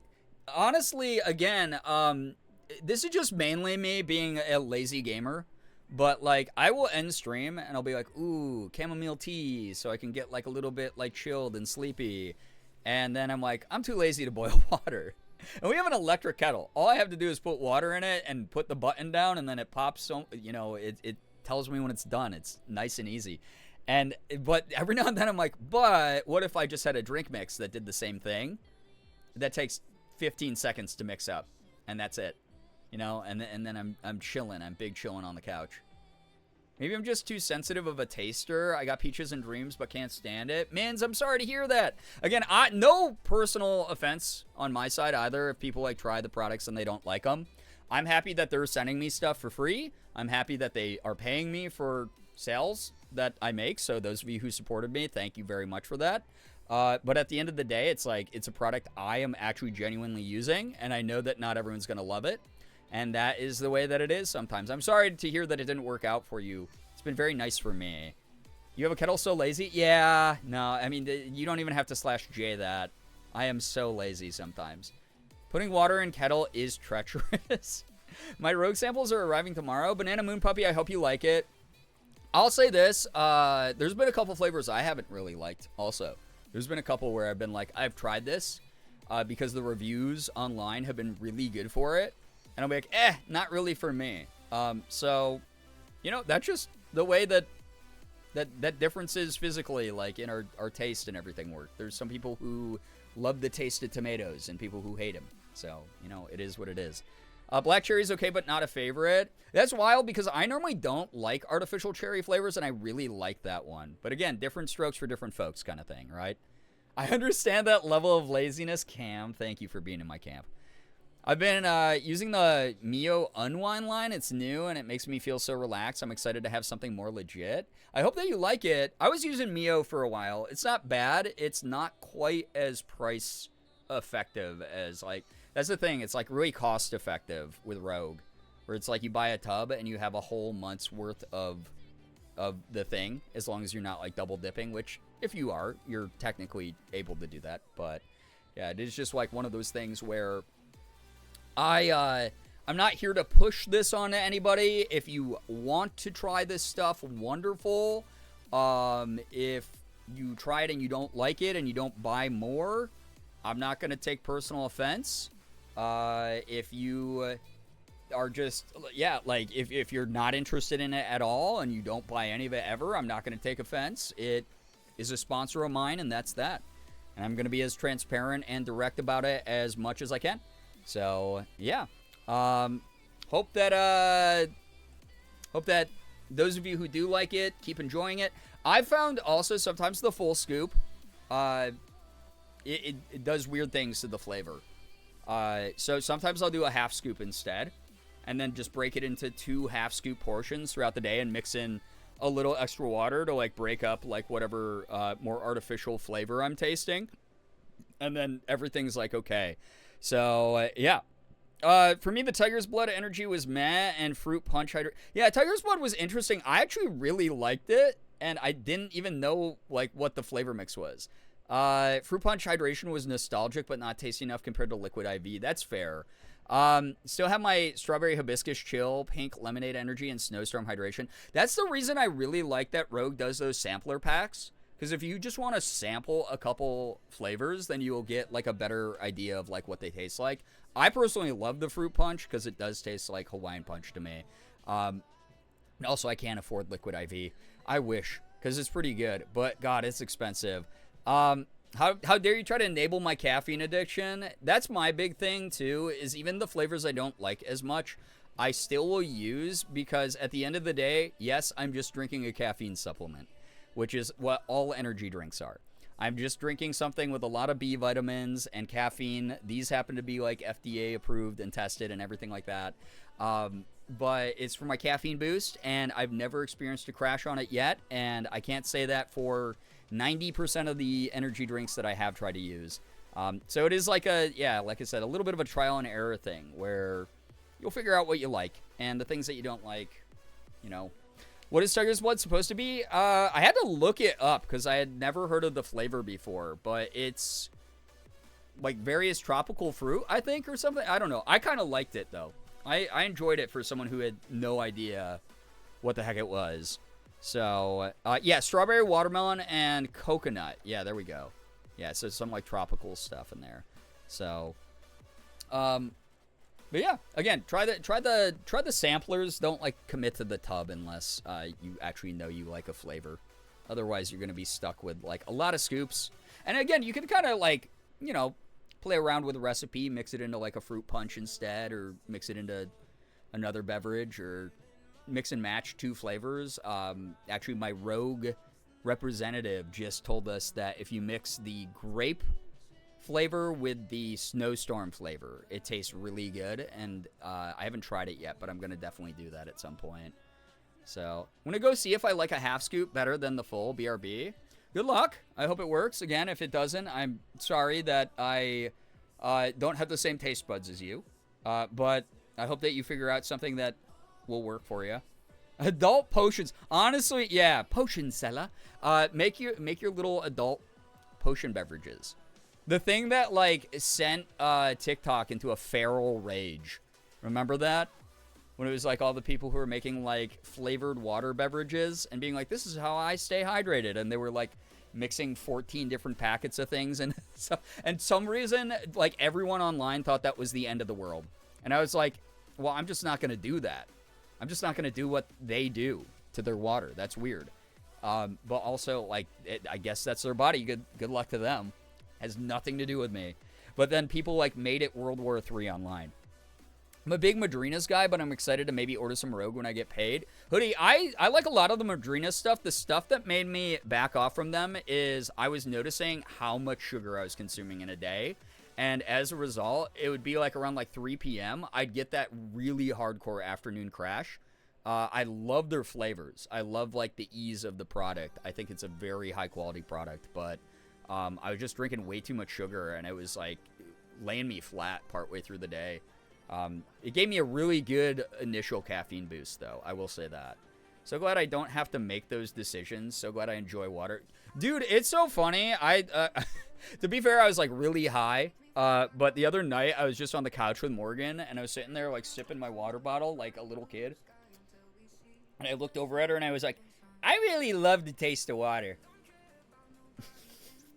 And she was like, it's so funny, because she was like, she likes water as well. But she was like, I've literally never met someone who loves water as much as you, is what she said to me. Because I will opt to have water over a flavored beverage a lot of the time. I love water. I don't know. I drink it all the time. Water talk making people angry was so weird. It was such a weird thing for everyone to like waste energy on, right? Water talk was so relaxing to me. The one that weirded me out the most that was like tangentially related to water talk was the people with the wooden balls in the cauldrons who were just stirring water. It was just wooden balls and water and making like soup on like TikTok lives. I would get like 20 of them in a row, and I was like, what did I hit my head earlier today? Did I like actually suffer like physical damage to my brain that made me like only see this, and like am I just seeing things? And then I like would scroll and I get more, and I was like, oh my god, this is a whole trend. What is happening? So I love getting the kind of high where I just fucking love water. Oh my god. I always like think too deeply about it though, where I'm just like, oh man, I love water. I love that it's like this like resource that we have an abundance of on this planet. And then I just like think about like, I don't know, how lucky we were as a species to have access to like clean drinking water and shit, and hydration in general. And then my high brain just like goes into existential mode too long. I make what I call elixir, and it's 1/3 cranberry juice, 1/3 off-brand Mountain Dew, and 1/3 Gatorade. Do not drink it every day, but who boy does it bring me to life. I bet. I mean, that is, again, that's a decent amount of sugar right there. So it's going to definitely give you a kick in the ass. But for me, like, I'm really sensitive to, like, large intake of sugar. I do crash afterwards. I love wood soup. See, a lot of people liked it for, like, the ASMR vibes. And I was just like, I couldn't get into it.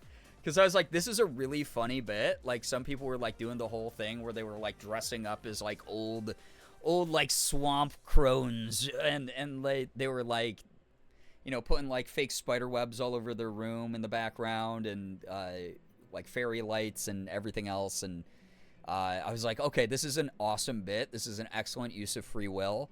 But I just, like, couldn't get into the, like, oh, listen to the ingredients bop into each other, and like the sound of like the wooden balls clacking and stuff in their water soup. I was just like, I don't know, it just didn't do it for me. So I'm stuck in Labubu hate content hell. That does sound like hell. It's like, why not let people enjoy their funny little trinkets, right?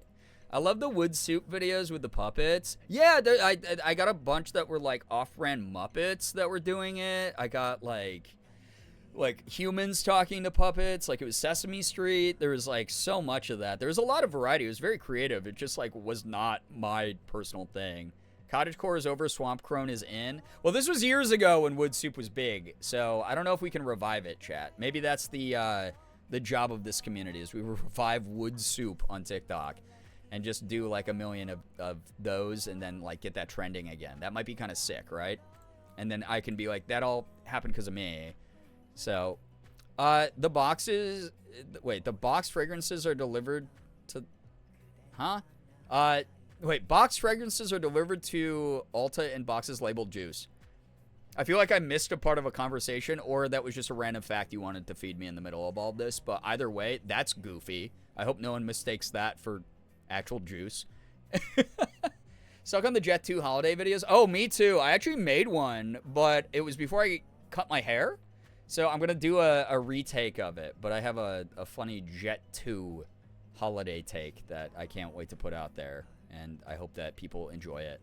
Went to Trader Joe's today, and there was a girl there that I was like, oh, I don't know whether or not I want to date you or be you, and she had a little Labubu plush keychain. So cute. That's adorable.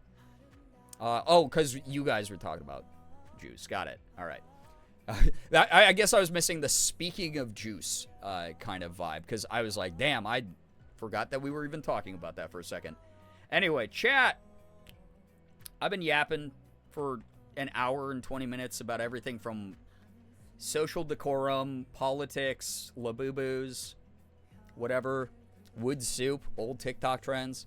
How about you yap a little bit at me? If you have any good news that you'd like to share with this community, I'd love to read some. Does not have to be anything big. It can be something that is a silver lining or baby steps in progress that you're just proud of. It could be like, hey, I had a rough weekend, but today I made myself dinner and that felt really good, or I treated myself to something. It could be like, you know, hey, I thought that there was going to be the scary meeting at work, and it actually ended up being good. Stuff like that. Would love to read it. Anything big as well, obviously, is welcome. If you got a promotion, if you had a great family get-together, or a clean bill of health at the doctor's, whatever it might be, please feel free to share that as long as we can all comfortably enjoy it here in the chat. And I will read as much of it as I can, and I hope to see everybody celebrating and congratulating each other on the good news, because that's just what we do here. It's always nice to hear that there are good things happening to good people in a good community, even when the world's not so good, like we were discussing earlier. Good news, I finally got off my ass and mowed the lawn. Let's go. That's got to have felt very good. Now you don't have to worry about it for a little while. Good shit. Good news, I was craving a Monster today, so I got a Monster and it was delicious. Heck yeah. Did you get the white one? I drink the white one a lot, which is why I became a femboy. Please be wary of the pipeline, everybody. I got a convention to vend at this weekend, so I'm making stuff. Heck yeah, that's going to be so much fun. Have a blast. Good news, I made some really good chicken curry. Oh, God, I love chicken curry. And had it with rice and watermelon. My body was so happy. That's amazing, Twined. Sharing a second time good news? As in, like, you shared it before? Well, I missed it, so you are not the main character tonight. I am. The lipstick sale at Ulta is over, so I'll stop spending money on fancy lipsticks. Other good news, I bought a bunch of lipsticks that would normally be $25 for under $10.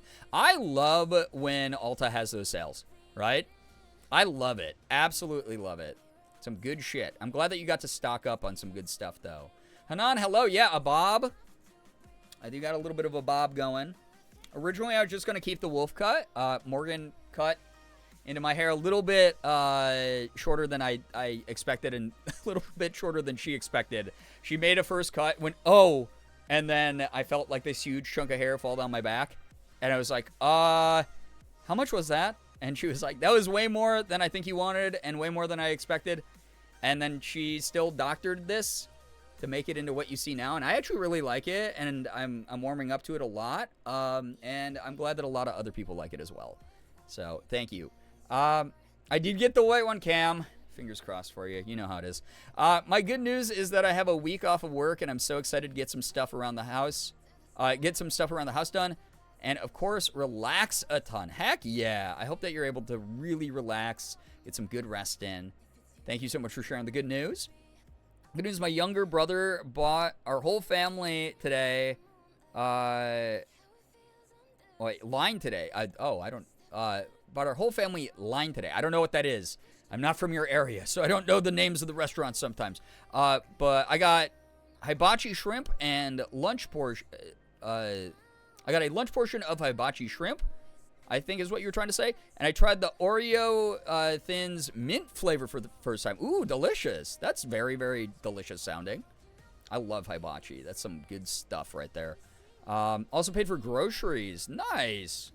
Good news, had ice cream and spaghetti for dinner. I mean, not a bad sounding dinner, honestly. Yo, what's up, Sky? Welcome on in. Hello, we're in the middle of good news if you'd like to share some with the community. I also drink the white one a lot, but I'm trans-masked. Maybe the pipeline goes both ways. It is, it's a two-way pipeline. Just, it's obviously the effects on me are going to be different than you, but yeah, we're both affected. Definitely. Good news, I had just enough in my bank account today to buy 2 Alanis as an act of self-care. I was crashing out at work. Hoodie, I'm sorry to hear that you're crashing out at work, but I'm so glad you treated yourself. You deserve that. You really do. Regardless of how much progress you've made, regardless of how productive you've been, you deserve to treat yourself. You deserve access to stuff like that. I really hope that they helped out and didn't give you like more anxiety or anything, because sometimes I'll be like, oh, I deserve this energy drink, and I'll take it, and I'll just get way more anxious. But I'm glad that you were able to buy something you consider a treat.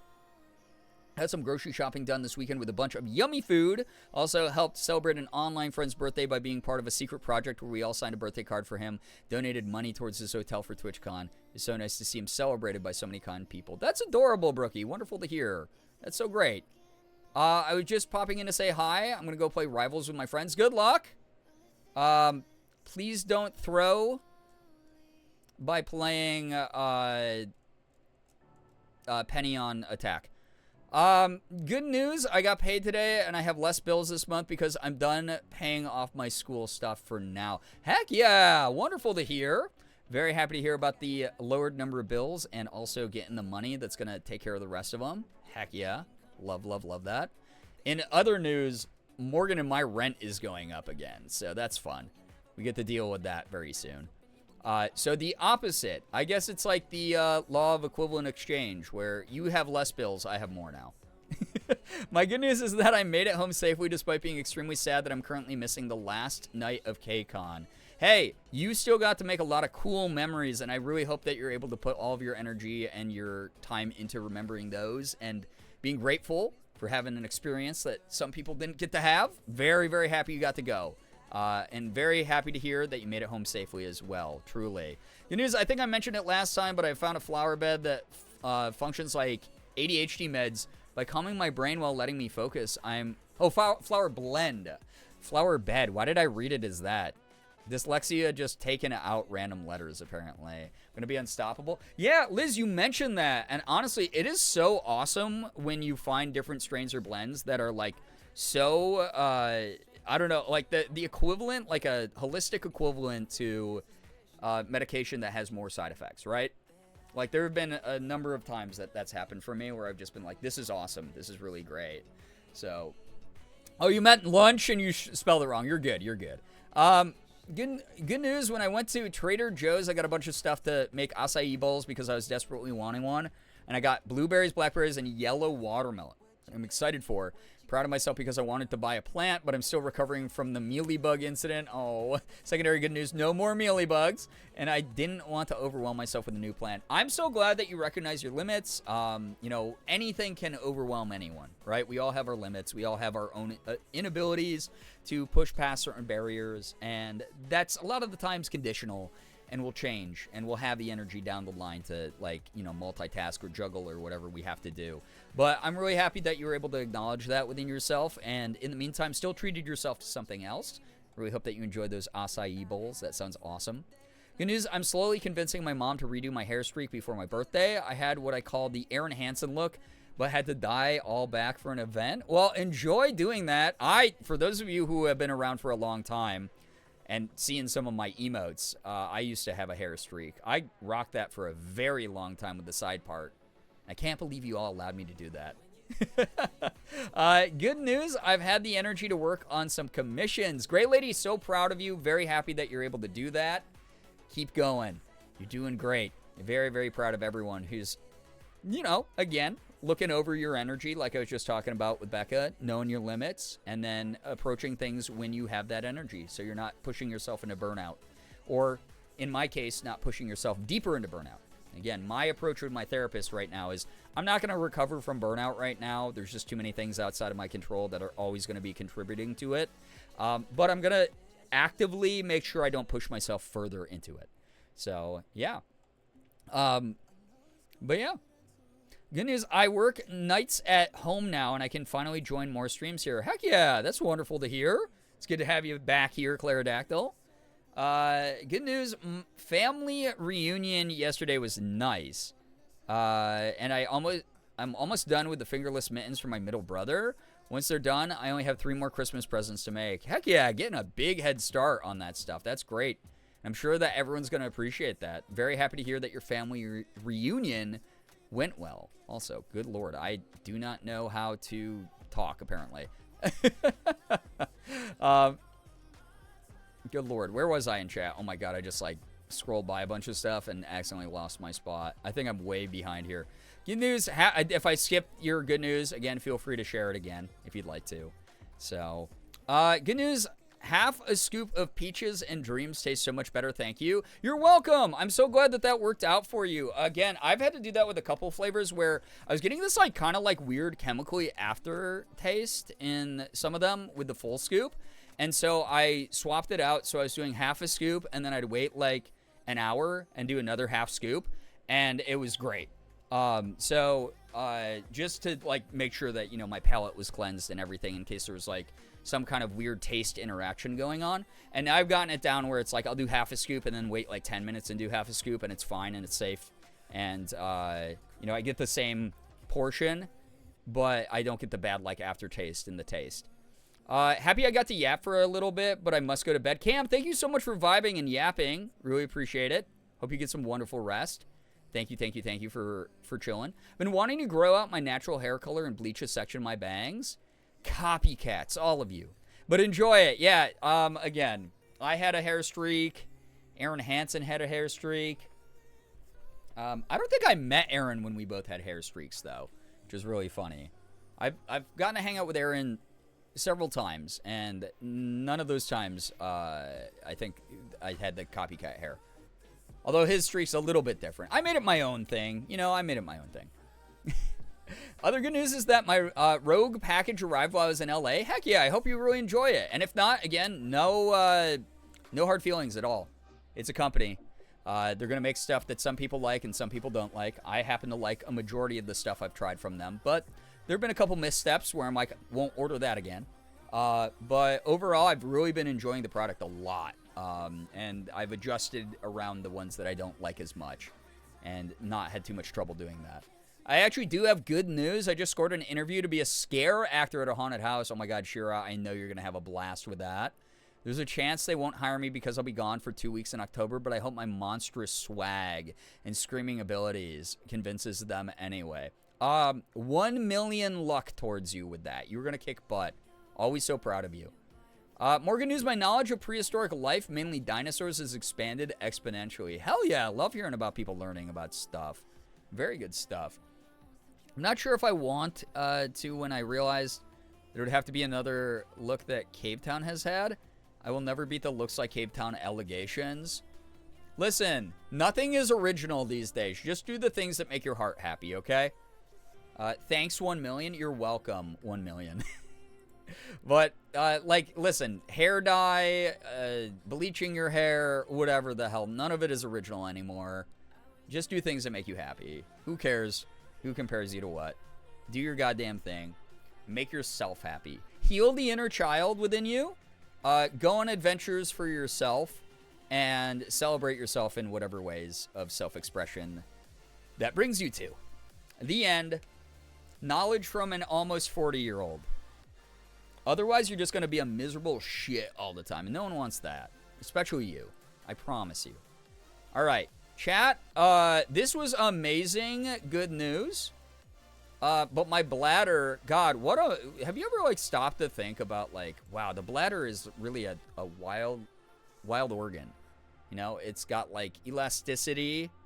It holds this substance that is filtered from, the things that we drink and eat, and it helps us filter waste.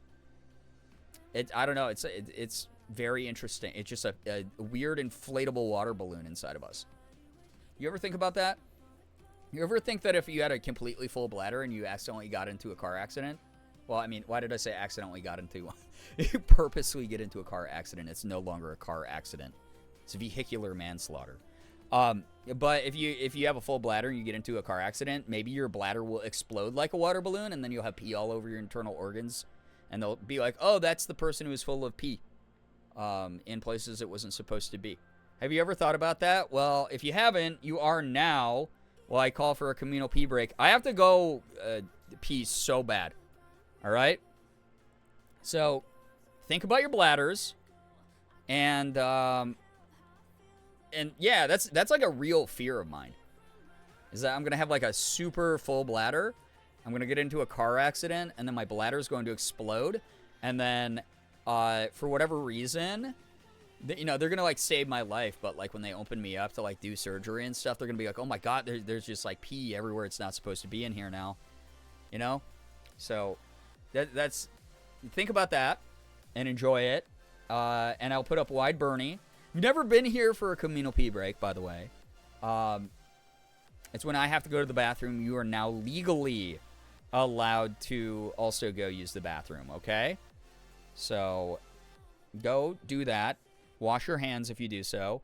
Grab a snack. Get into some comfy clothes. Do the little things that help you take the edge off. I'm not here to, judge you. We're adults enjoying the last day of the weekend. I'm going to be playing some spray paint sim when I get back, and we're going to just continue to yap about whatever. But I'm really grateful to have everyone here tonight. Thank you so much for showing up in force. Everyone's great. Let's stop talking about pee because I have to pee and I'm once again walking beside the highway. If you used to be Highway Piss Boy. One of these days, we'll indoctrinate you into that title. And then you will be the champion that we all want and deserve. Also, this song is not upbeat enough. Here we go. I'll give you something else. Enjoy this. I'll be back. I'm going to crank up the tunes. I'm going to go crank one out. Huh? Crank up the tunes for you. For those who are sticking around. Hang out with the mods. Don't give them any trouble. They got swords. You know the drill. Enjoy Wide Bernie. I'll be back.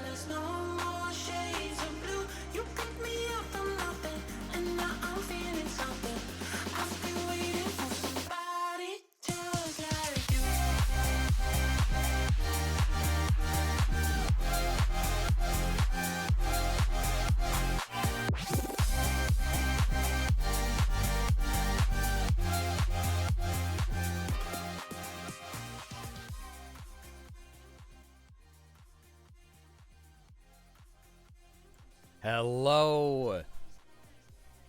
I don't know why I said it that way, but I did. So that's what you get. I held out the O way too. I don't know. What was that? I'll become Highway Piss Boy only for $500 Canadian. Piss for pay. That's the requirement. It's like, will piss for food. Yo, what's up, Dinosaur? Welcome. You never have to apologize for being late. Listen, I'm glad that anyone can make it whenever they can, you know?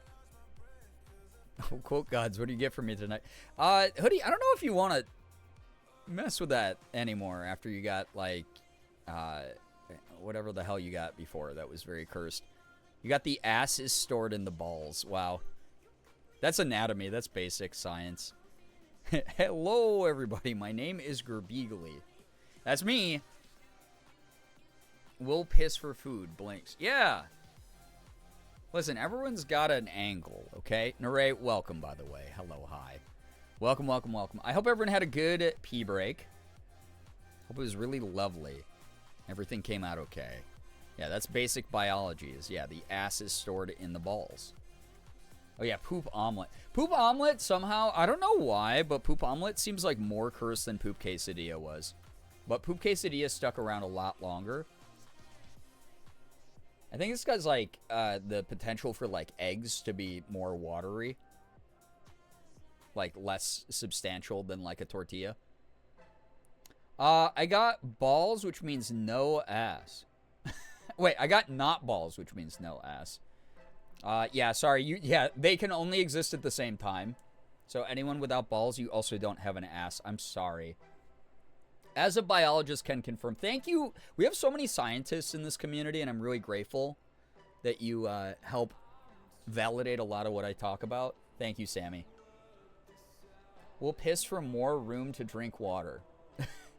Yeah, I think that's the typical cycle that I try to adhere to as well. So, none of those words were in the Bible? Gosh, I hope not. That book's so boring. Actually, there's like a couple stories in it where I'm like, that kind of goes hard. If it wasn't through the context of, like, religiously shaming and guilting people. Alright, I'm going to get this game going, I guess.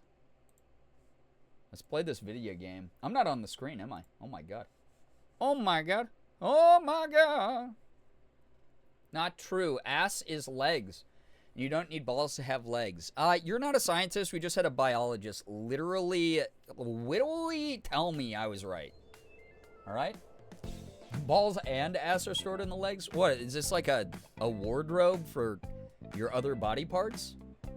Your legs open up like a little, like, it's like a, like a cooler that stores your other body parts? Oh yeah, I was doing the Zach bot. That's what I was painting last time. It should be interesting. Well, I mean, I'm not here to judge other people's anatomy. That's, like, not the type of person I am because I'm so awesome in a not performative way. I'm just so good and like, ethically the best human being alive, as we all know. Number one perfect human. So I'm not here. If you're built slightly different than me, that's fine. That's all right. You know? That's okay.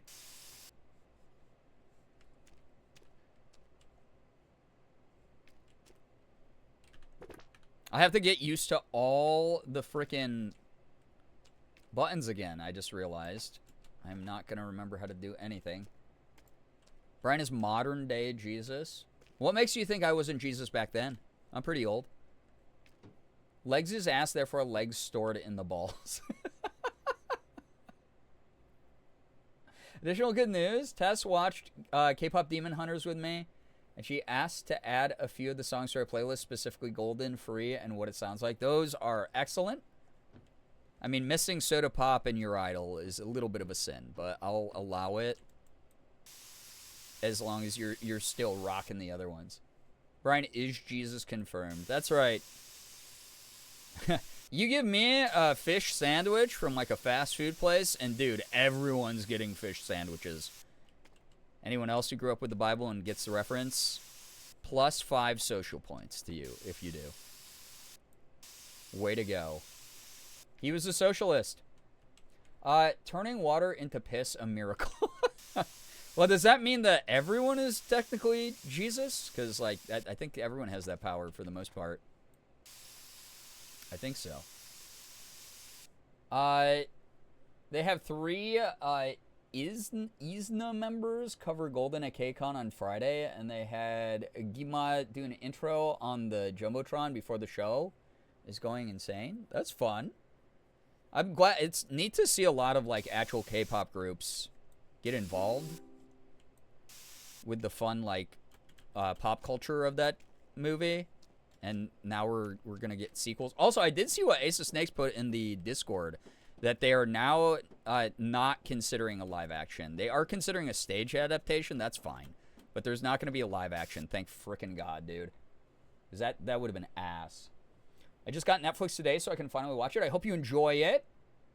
I'm a little bit biased because, again, I am, as a very Korean person in love with the representation that Koreans are getting in media these days. And it's just cool that that was like a mainly Korean crew and cast. I'm all about that. It's awesome. That said, with those sequels and spin-offs that they're going to be doing, I want to roll in that. Someone has to know someone at Netflix. I need a chance to audition, even if I don't get it, so I can be part of like a Korean cast like that. That'd be sick. Jess, take care. Thank you so much for getting some good rest. Thank you so much for getting good rest. But thank you for getting good rest. Take care of yourself and keep setting a great example. But also, thank you for hanging out here. Hope you do get some good rest. Thank you so much for vibing. But yeah. It's, yeah. K-Pop Demon Hunters. Fantastic movie. Again, I gave it extra points just because of the Korean rep stuff, but it is a really fun movie. It's very cute, and it operates on like kid/family logic sometimes, but it just makes it all that much more of a good family film in my opinion. It's really cute. It's fun. And catchy fucking music, dude. Can't get it out of my brain. So, yeah. W Koreans for real. Truly, though. Preemptively, thank you for getting... Yeah, preemptively, thank you for getting good rest and taking care of yourself, because you should always be priority number one in your life. Okay? That's what I try to encourage here, is reminding people you're worth caring about, so please actually do that. Or else, okay? They had Huntrix cosplayers going around interviewing people. I love that. That's so cute. I need to be a Huntrix cosplayer eventually. I'm still thinking Zoe for the first one. I want to see how I do, but I want to try all three aesthetics, you know? Extra good news, I officially pulled together a friend movie night to watch K-Pop Demon Hunters. Oh my god, Becca, have so much fun. What a blast with that. You do that. Imagine the amount of money you'd get paid to paint a secret Gundam like an Eva. We'll offer you $250,000 if you never speak of this. God, right? I love Gundam. Also, Gundam. And I love some Eva as well, even though it's bizarre, existentially painful at times. Still gotta watch K-Pop Demon Hunter. Well, I hope you enjoy it whenever you do. Building a water lily pond DIY kit for my mom. Oh, that's cute. Mins, enjoy your lurk. Thank you for hanging out here. Been listening to the soundtrack not every day, but close to it, and watching a bunch of the music YouTubers I follow do covers of the songs. It's too good. Yeah, I think it was also Ace of Snakes who put Danny Phantom, the content creator we get a lot of shorts from during media review, did an unofficial Your Idol music video with like a bunch of his buds, and it came out pretty good. I watched it. I watched some of the making of as well, which was really actually kind of hilarious. But really cool stuff going on with like the fandom. Again, they made these great costumes they knew cosplayers were gonna love. They have these like, you know, bubbly characters that fit different archetypes and functions in the greater dynamic of the show that they knew like fanfic writers and fan artists were gonna just like be in love with. And God, it's awesome. It's awesome to see it working. Honestly. Need to do a bestie cosplay with the besties since the three of us can easily see ourselves in them. I'm Rumi, Jess is Mira, Kendra is Zoe. Cute, I love that. Oh yeah, Ace of Snakes. That's funny that you were mentioning it as I was literally talking about it. Yeah, that was cool. You sent that through like late a couple nights ago or something, and I sat down and watched it because I was so interested. I like a lot of Danny Phantom's content, so... my cat just farted. That is, God, I used to share stories of every time Sig would just walk by and crop dust Morgan and me, and now it happens so frequently it's not even an interesting thing to share. He just does it. It's just, like, his thing. He'll just, like, walk by and just, like, fart near us. I've been meaning to watch it. I'll have to do that. Yeah, you should. Yeah, they, Danny and that whole crew put a lot of work into the costumes, the choreography, the... just sort of fun vibe it has. And again, I'm one of those people where it's like, yeah, are there going to be some people who call that cringe? Sure. I don't give a shit about their opinion. I'm willing to allow some level of cringe if it served a purpose and it was like fun for someone and like cute or cool. And that very much, like, from beginning to end of them planning that, all that group of people doing the cosplays and the dances and stuff, it fantastic. Good vibes. Our world needs more of that. Excellent. It'll take 11 more, you know? Just a little baby cat fart. Oh, yeah. Sig's a big baby, though. He's huge. So his farts are diabolical, honestly. They're quite terrible. I forgot how I changed the... Okay, that's not it. Oh, no. Oh, that button. It's like, I forgot how I changed the nozzle in this game. Whimsy isn't cringe, exactly. Guinness's nickname... Yeah, if there's enough whimsy involved that it cancels out the cringe, scientifically, in my opinion. That's the way I look at it as well. Whoa. Alright. There we go. Guinness's nickname is Stinky for the exact reason. Never met a cat before that drops such rancid farts and shits. Yeah, I call Sig Poop Cat all the time. That's one of his nicknames. Is I'll be like, oh, hi, Poop Cat. And now it's like an endearing phrase. But, like, we gave him the name Poop Cat because, like, he just, like, drop a fat shit in the litter box. And we just be like, wow, this is actually the worst thing an animal's ever done to us. I feel personally attacked. But he's Poop Cat. But Elsa might be the new Poop Cat. Also because, Sig, you said... I mean, it's happened on stream a couple times where Sig is walking around with a fucking dingleberry hanging out of his butt. That's the worst thing in the world. So that's also why he was Poop Cat. So, yeah, as long as it's not hurting anyone, brace your cringe. I agree with that philosophy. As a millennial, I approve all cringe. See, as a millennial who hates other millennials, you're part of the problem.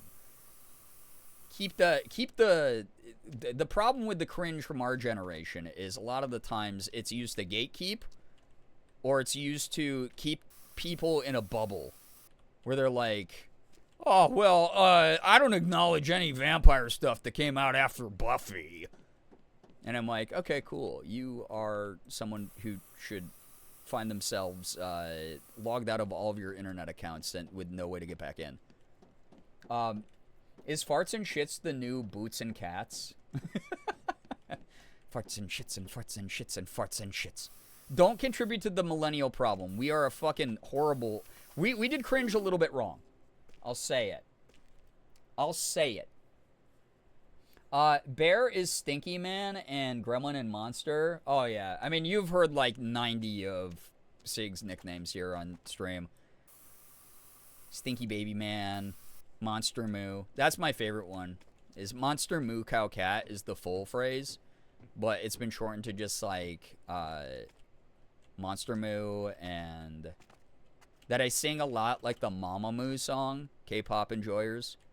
Where I go, Monster Moo, Monster Moo, Monster Moo, when I sing to him. Oh yeah, I don't think I got to talk about that. I fucking, I was picking up my phone the other day. And, again, this was late at night after stream, so I was like kind of tired and out of it. Mochi is Munchie is Munchausen. I love it. I love that a lot. But I accidentally, I picked up my phone weird. Because I just, like, hold my phone like this sometimes when I, like, pick it up. And I didn't realize, because I was a little bit zooted, that, I had the... I was holding my finger down on the microphone button, and then I set the phone down on the kitchen counter. And I was like, Sig was in the kitchen, and he was begging for food. So I was just being like, little baby man, little silly baby. Like, singing like a nonsense song to him. And then I just started, it was the night that on stream we were talking about the penis explosion chamber and wanting to put centrists in it. And it had evolved into Penar explosion chamber, like the Evil Larry TikToks on well, I was gonna say like the Evil Larry TikToks on TikTok. You know those Evil Larry TikToks that are on fucking Vimeo. And I just kept saying Pinar explosion chamber, Pinar explosion chamber. Put him in the Pinar explosion chamber over and over again. And I recorded a 6-minute recorded voice message and almost sent it to one of my group chats. And they probably would have laughed and enjoyed it, but in my panic, I just deleted it. So I was like, oh God, I'm like too high to explain this to the people in this chat right now. And I don't want to do that. And so it was like the avoidance of the social interaction that would follow that made me delete it. When in hindsight, I think it would have just been really funny no matter what I said about it. When they were like, Brian, you good? Kind of thing. Google, explode this guy's Pinar. Truly. Jarvis, clip that and then put him in the Pinar explosion chamber. Thank you. But, like, yeah, it's... God, that was, I put in some work the other night, you know? With the old ADHD shift. Graveyard shift. As one does. Grok, is this true? Brian, you good? Pinar explode... Yeah, I could have just literally sent another voice message of me saying Pinar explosion chamber, and they would have thought it was really funny, but I was just out of it. So... yeah, no explanation, just funny voice clip. They get those sometimes from me. This particular group chat does, but yeah, it was a surprise to me to see that little "Are you sure you want to send this?" message. And I said no, and then deleted it immediately. But I should have just saved it for a rainy day. For a rainy day when people didn't have anything interesting to talk about besides the weather, you know. Not even a voice message, a text. Is the agent of Pinar Explosion? Let me add him. Yeah, listen, everyone should be indoctrinated into the gospel of Pinar Explosions. Please turn to this page in the gospel involving Pinar Explosions. Thank you. How do I buy stuff again in this game? Like this. Oh, chat, you want your tunes? You want the stock music that plays on the radio, or do you want to just vibe? Kind of up to you. Or I can, like, put the playlist on in the background. You could have gotten that remixed into a song. It's true! I could have been like, Shmo Yoho, please make this viral. It was nice of them to ask first, but it would have been funny if it just sent, yeah. I'm a proponent of the penis flattener myself. Guys, it's so cool that in 2025 we have all these different things we can do to peni. New bottom surgery just dropped, and it's me. Has anyone seen the TikTok of the flattened Subway sandwich? Yeah, where the dude falls on it and allegedly flattened it into the size of a freaking one-page like printout using like cheap computer paper. It's like, how man's cake do that? Cake beats sandwich in the rock, paper, scissors of cake versus sandwich, I guess, right? I did see that the other day, though. That was a flat sandwich. I don't fully believe that it happened, but, like, the part of me that, like, wants to believe is allowing it to exist is just that right now. Where it's like, physically, how possible would this be? Probably not very, but also, like, fuck, it's way funnier to think that it actually happened that way. That man's ass was so, both, like, flat, like, bro doesn't have any cheeks, but also, like, heavy enough to pull that off. You know? Yeah, Pinar Flattener. Maybe it didn't happen then, but surely it's happened at some point in history. One must think that the scenario being imagined means that it could have happened, right? One must think.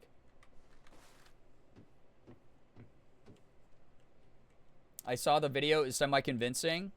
Yeah, like I said, I saw the video too. And there's the part of me that's always going to be the skeptic that's like, I don't know if an ass could do that without a little bit of, oh, I fell on the sandwich. Let me rub my ass cheeks a little bit. to really get the full coverage, right? But also, again, it serves my needs as someone who's a denizen of the internet much more to imagine that this man's ass truly just, like, one and done this thing. He didn't need to go back for more. He just one solid slap of an ass cheek on that sandwich turned that thing into a fucking panini. Like, that's way funnier. Please let that be real, you know, kind of thing. It was give me that moment. I will sculpt my reality to be whatever I want it to be. Reminded of the iCarly scene. Pulls run over sandwich out of trash. What? Flat doesn't mean inedible. Yeah. God, I wish that were me. What, flat penar? Or an ass that can flatten a sandwich? Because I feel like geometrically you'd have to be like a little bit boxy. Boxier than the average person to like just flatten a sandwich. Right? Panini. I'm imagining Tom and Jerry screaming noises with the penar flattener.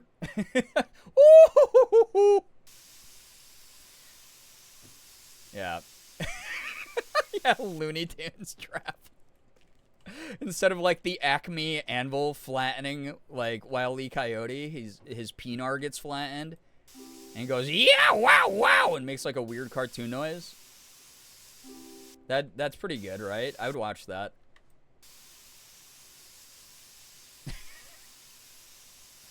Your choice? Well, my choice is like wherever the road leads, like the pink, blue, and white road leads, right? It's like for me, it's like, I don't know. I just be big vibing. I'm still trying to learn how to do makeup, damn. But again, you know, my P.O. box is public if anyone has access to Estradiol for free, you know. Who's to say where it would be used and how? I'm gonna give it to orphans, by the way. You gotta start them young. Those puberty blockers. Evil. I'm in evil mode, Chad. I'm transing the youth.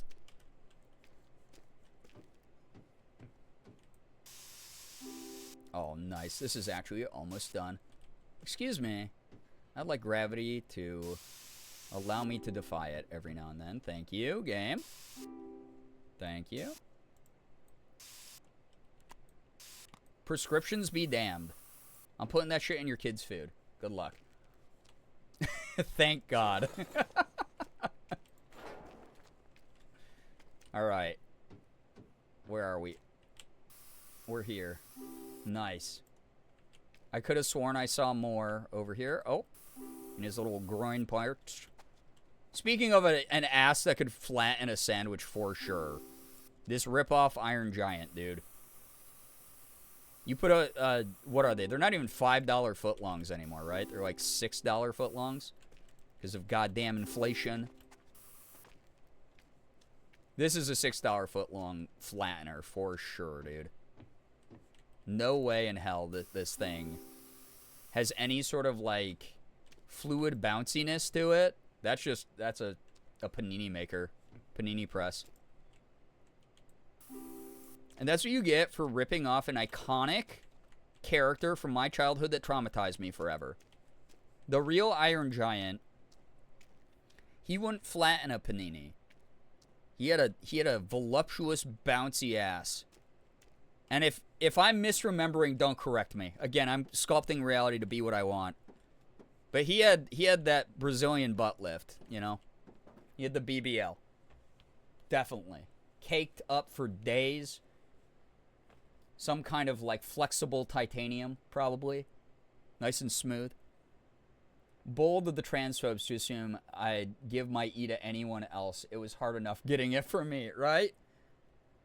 Wait, $5 in February or something? Wait, there's $5 February footlong? What a slap in my ass, dude. That's so rude. It's $7 footlong? I should know that because when Morgan's dad was in the hospital, Subway was one of like 2 restaurants that they had outside of the cafeteria. And we ate it a decent amount. So I should have remembered how much money I was spending. But I think there was part of me that was like, oh, it's probably just hospital prices because everything's upcharged at hospitals and airports. And 'twas not the case, apparently. Sad. The book Iron Giant is very different than the movie. Is it? I'll have to check that out. I've actually never read that. Valentine's Footlong? Oh, nice. There was a sequel book with an Iron Giant woman? Oh my god. My man deserves to get laid. You know? To let someone learn the full Iron Giant anatomy, if you know what I'm saying here. He deserves it. He worked hard. Holy shit, chat. Why is my gate and door code so long? I almost became backyard piss boy. I didn't, though. I'm proud of you. That takes some real discipline and control. It does. Oh, yeah, I can just do that, and it's going to tell me where to remove things from. Requires more paper. More paper. Okay. If you say so, game. More paper, more tape. What was that other thing in there? Filler? A tub of multi-purpose filler for repairing surfaces. Oh, groovy. That's kind of neat. Yeah, he worked hard for that giant iron. Exactly. 8's in chat if you believe the Iron Giant not only is caked up, but also deserves a little R&R. Meeting and getting that Iron Giantussy, you know? I think so. Quite personally. And again, let's be aware of power dynamics and don't let the streamer sway your opinion or your thoughts here. Be a free thinker, but also know you'll get banned if you disagree with me. Iron Giantussy? Yeah. Is that not what an Iron Giant woman would have? Let's destigmatize talking about this. Let's not let decency politics and puritanical ideology win. In a world where Iron Giant women want to talk about their anatomy, who am I to deny them that right? You know? More like Iron Giant. Oh, shit. Okay, you're cooking. You're maybe even more of an ally than me. Just maybe.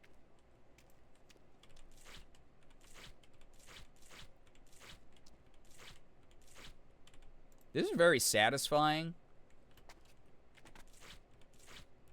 There's a part of me that almost wishes there was like a speed painting mode where I could just paint in giant blocks like this.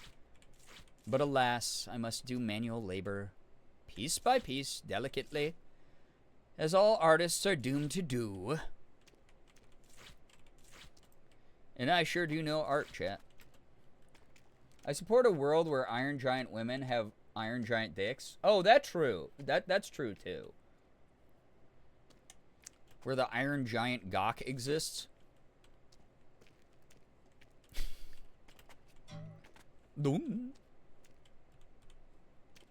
That's fair. That's equality. That sounds good. I'm all for it.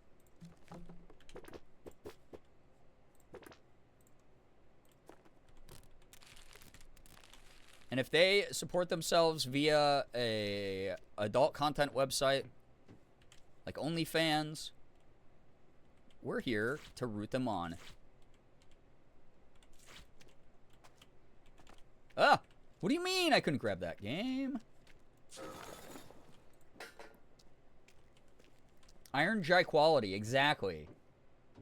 Only iron, yeah. Exactly. Good for them, honestly. They're braver than I could ever be. If they're feeling themselves, that's what they actually like doing, you know? Who am I to fly in the way of that? I can't even fly. They can. You guys have seen the movie. And if you didn't, Don Bluth did not traumatize you as a child the way that he did for many of us. But that man was evil. Irony Lee fans? Oh, God. Work is work. If it pays the bills, it works. Exactly. Yeah, the memories of childhood trauma. Ah. I remember it like I was still in therapy for it. Oh, wait. Every day. Dude, there's so much to this. Holy crap. Ugh. I mean, in his non-existent ass. It's art. Yeah. It's art. V.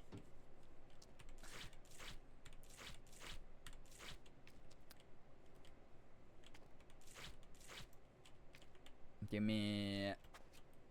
Yeah, there we go. I was going to say, give me a foothold up here and I should be able to finish this.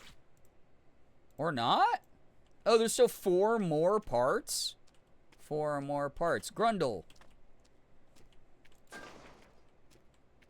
Shove a ladder up his cooch to get to this, apparently. Right forearm, panel masking, and heel masking. Huh? Oh, yeah, okay, never mind. He was, yeah, Don Bluth wasn't in charge of that one. Still the same spirit of let's destroy a child's whimsy. Let's make everyone feel bad with our work. You're right. Yeah, Don Bluth was Land Before Time, Fern Gully. What else did he do? That was Fievel. God.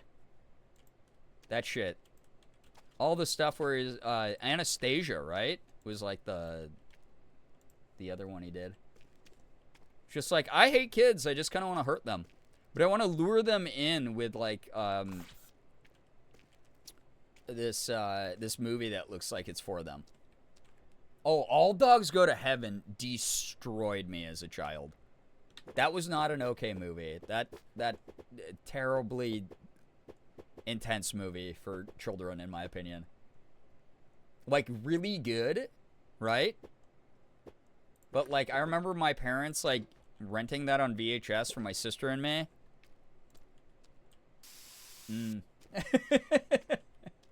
There we go, yeah, all the Don Bluths. Yeah, the Fievel stuff was pretty fucked, too. Stories about, like, immigrants. Bro was just like, hey, I think there's no age limit for when I should throw someone into the deep end, actually. You will think about this stuff as a young person. Good luck. Knowing the story behind the girl's voice, I know, I think we were talking about that the other night as well. This is just absolutely so sad. Absolutely so sad. Again, another, like, content warning if you look up anything about All Dogs Go to Heaven. Voice actress. Content warning on that. Really heavy shit. Really terrible tragedy. Brad Bird also traumatized me some with The Incredibles, so I still didn't escape the director's wrath by not watching Iron Giant. That's fair. I feel like Disney projects, though, are, like, wrapped up in this, like... There's always, like, this hopium at the end of them all. Like, you know, Disney does a great job of creating, like, magical whimsy that's, like, limited by nothing. You can always win. Even though Disney, the corporation, doesn't play by the same rules as its storytellers and artists. A lot of the times those stories... It's like WALL-E was, like, a cautionary tale. Where it's like, hey, there's a way out of this, and now we live alongside WALL-E people who are incapable of existing without AI doing everything for them, and just being like these weird blob people who like just zone out throughout life and don't see the problem in just being superficial and awful and inconsiderate and having no like drive. Like that's the shit that like there's always like but you know, there's still the human spirit's alive. And things can change for the better, and, like, we don't have to let this be our permanent future. And Disney's, like, super good at that, whereas Don Bluth was like, by the way, all your favorite characters are dead, and if you cry to your parents tonight, you're a little bitch. Like that. So, yeah. Wait, Don Bluth is 87? Holy crap. I thought he died too. Yeah, Don Bluth doesn't always give you enough hopium at the end for how much he tears out your soul. Exactly. It's not proportionate at all. Like, good lord. Yo, Austin, give me 1 second to just read this.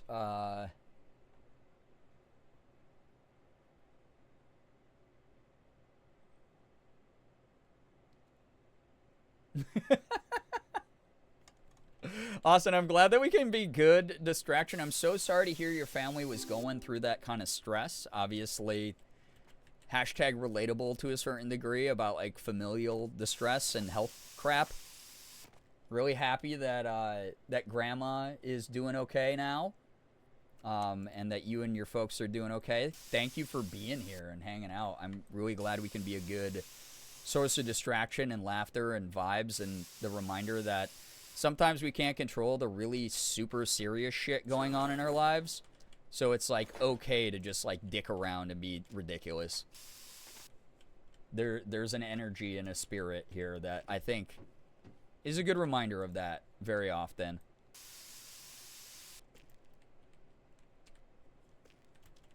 His birthday's September 13th. He's turning 88 this year. You know what? Honestly, thank you to Don Bluth for his service, right?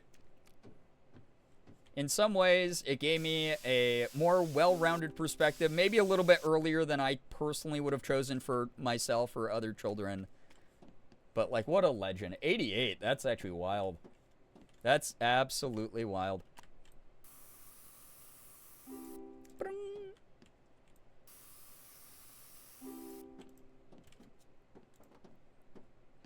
Alright, I think that part is done. 70% done already on this coat of paint. It's pretty good. Can I get to that from here? I hate having to move the things. I can't. At least it's not that hard to move those. Yep. Yeah, thank you, Don Bluth, old man. Lived with us through trauma that he caused. Man's an inspiration. Honestly, like, here's my thing. I've always been like kids media has its place, and I think it's important, especially like educational edutainment stuff that happens at important developmental milestones for people. But family films, right? Like, because you could really argue that none of that was really kids media. That was all like family films, where it's like, this is a easy segue for maybe a socially awkward parent who doesn't know how to talk about, like, pet death, to talk to their kid about, like, pet death, and, like, that, yeah, we can hold on to this belief that, like, good dogs go to heaven kind of thing. Or, you know, losing a parent, like in Land Before Time and stuff like that. And it's, like, really heavy shit. But, like, he was trying something different in a medium that people across different age demographics could theoretically involve themselves in the greater conversation of. And I think that's kind of cool. And we have, like, he inspired a lot of directors, because we have a lot of family films that are that now, where something really tragic, really sad happens, and a kid might go, hey, mommy, why did that happen? What happened to him? Is he coming back? Kind of thing. And parents have this, like, hey, you cared about that character, let's talk about loss now. Or let's talk about, you know, how immigrants are treated in this country or something, or whatever. And it's like, it's kind of awesome to see that, because a lot of those conversations, like, we shouldn't have to tiptoe around them. We shouldn't. Like, there's always going to be the social decorum of, like, don't bring up triggering shit without, like, consent or, like, understanding, like, the comfortableness of the conversation in whatever company you're keeping. But also, it's like, in the form of media, where, like, you know, people are going to just be watching that stuff, and oftentimes, again, across different age demographics. I don't know. I think it's kind of cool what he did. So, I didn't realize Don Bluth was the director of Pete's Dragon. Oh, yeah. Oh, yeah. Pete's Dragon is one that Morgan brings up anytime I talk about Don Bluth. Yeah. A lot of you used to actually bring up that one. And I don't know if I've seen that since I was an actual, like much younger person. I don't think I've ever seen that as an adult. So maybe one I should recheck out and then sob big time. And that's the other thing is sometimes like kids, again, aren't emotionally developed enough to like fully take in the actual emotional impact of certain themes and stories and events and stuff like that. So I remember like not crying to a lot of old school movies that I've gone back to as an adult now that I'm more like emotionally developed, and it's the big like Spirited Away giant tears. It's just the like huge sobs, very cathartic kind of release of like, oh wow, I can't believe I was getting this kind of a good message when I was this young. I can't believe that I had like this exposure to this kind of perspective and like thought process when I was like way younger. I aspire to force parents to teach their kids about real shit via movie. Listen, I think you can do it, V. You have a fantastic mind and ability to convey emotion in your work. Been a hot minute since I watched it. I don't even think I watched the remake. Oh, I forgot they did a remake, actually. Yeah, Ghibli tears, the like big, thick tears, right? What a good way to phrase it. That was me with K-Pop Demon Hunters. Like, I think it's like a really good family film, in my opinion. Where I sobbed real big tears during that movie. I relate a lot, like I mentioned before, to like Zoe being someone who like grew up in America and is maybe not considered enough of one world or the other as like a Korean person trying to engage with their culture. I related to like Mira talking about trying to find found family and sometimes not feeling deserving of it. I related to people finding their true voice. Just a lot of really good energy in that movie. So Princess Mononoke gets me. I mean, yeah, any of the Ghibli stuff. That stuff's scientifically designed to destroy your heart, though. Like, I love a lot of those films.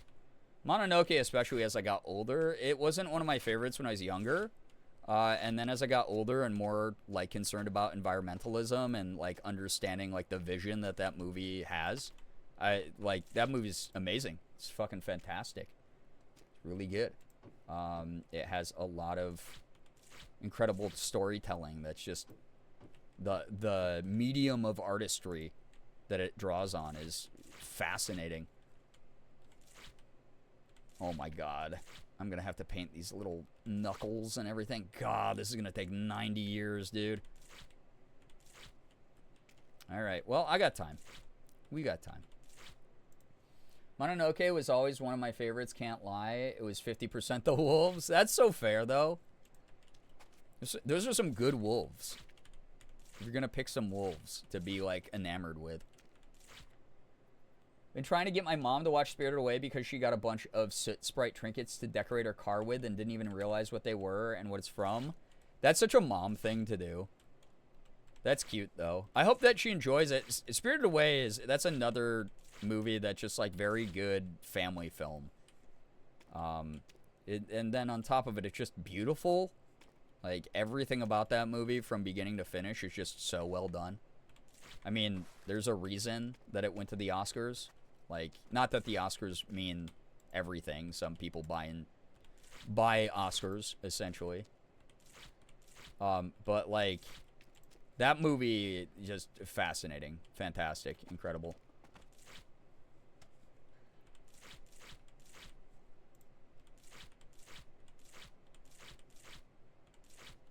There we go. Oh, the butt flap. Spirited Away, My Beloved. That's my favorite Ghibli film. Morgan took me to the I think it was the 25-year anniversary of it. That was awesome. We saw it in theater. It was really good. Love my radish spirit tattoo. I'm actually so jealous you got a... Not jealous. I'm actually proud of you. You got a Spirited Away tattoo before I did. But that movie is so good. It's so perfect. Howls is good. Mononoke is great. Porco Rosso is probably like the most underrated Ghibli film in my opinion. That's Morgan's favorite. One of her favorites. She sobs every single time at that fucking ending, dude. Skill issue. They're only now making a requirement that people who vote for the films in the Oscars have to actually watch. Yeah, I saw that, Ace. It's so ridiculous. It's like a bunch of the people who were voters for the Oscar films were like, yeah, I just like put it on in the background and like sat on my phone and like, you know, skipped the movie and didn't really care. And I only voted for the ones that like I thought preemptively should win, which I'm like, that's not impartial. That's dog shit. That's annoying that they did it, that they didn't have that kind of system before in place. Yeah, I'm glad they're changing that. I hope that they can actually find a way to reinforce or enforce that, because what the fuck, right? Unrelated to the conversation, I looked at the packing slip in my Rogue package, and I love that on the order summary it lists 1 Girbeagly as an item. I am small enough to probably fit into a lot of mail, so I might show up. You might be able to find me.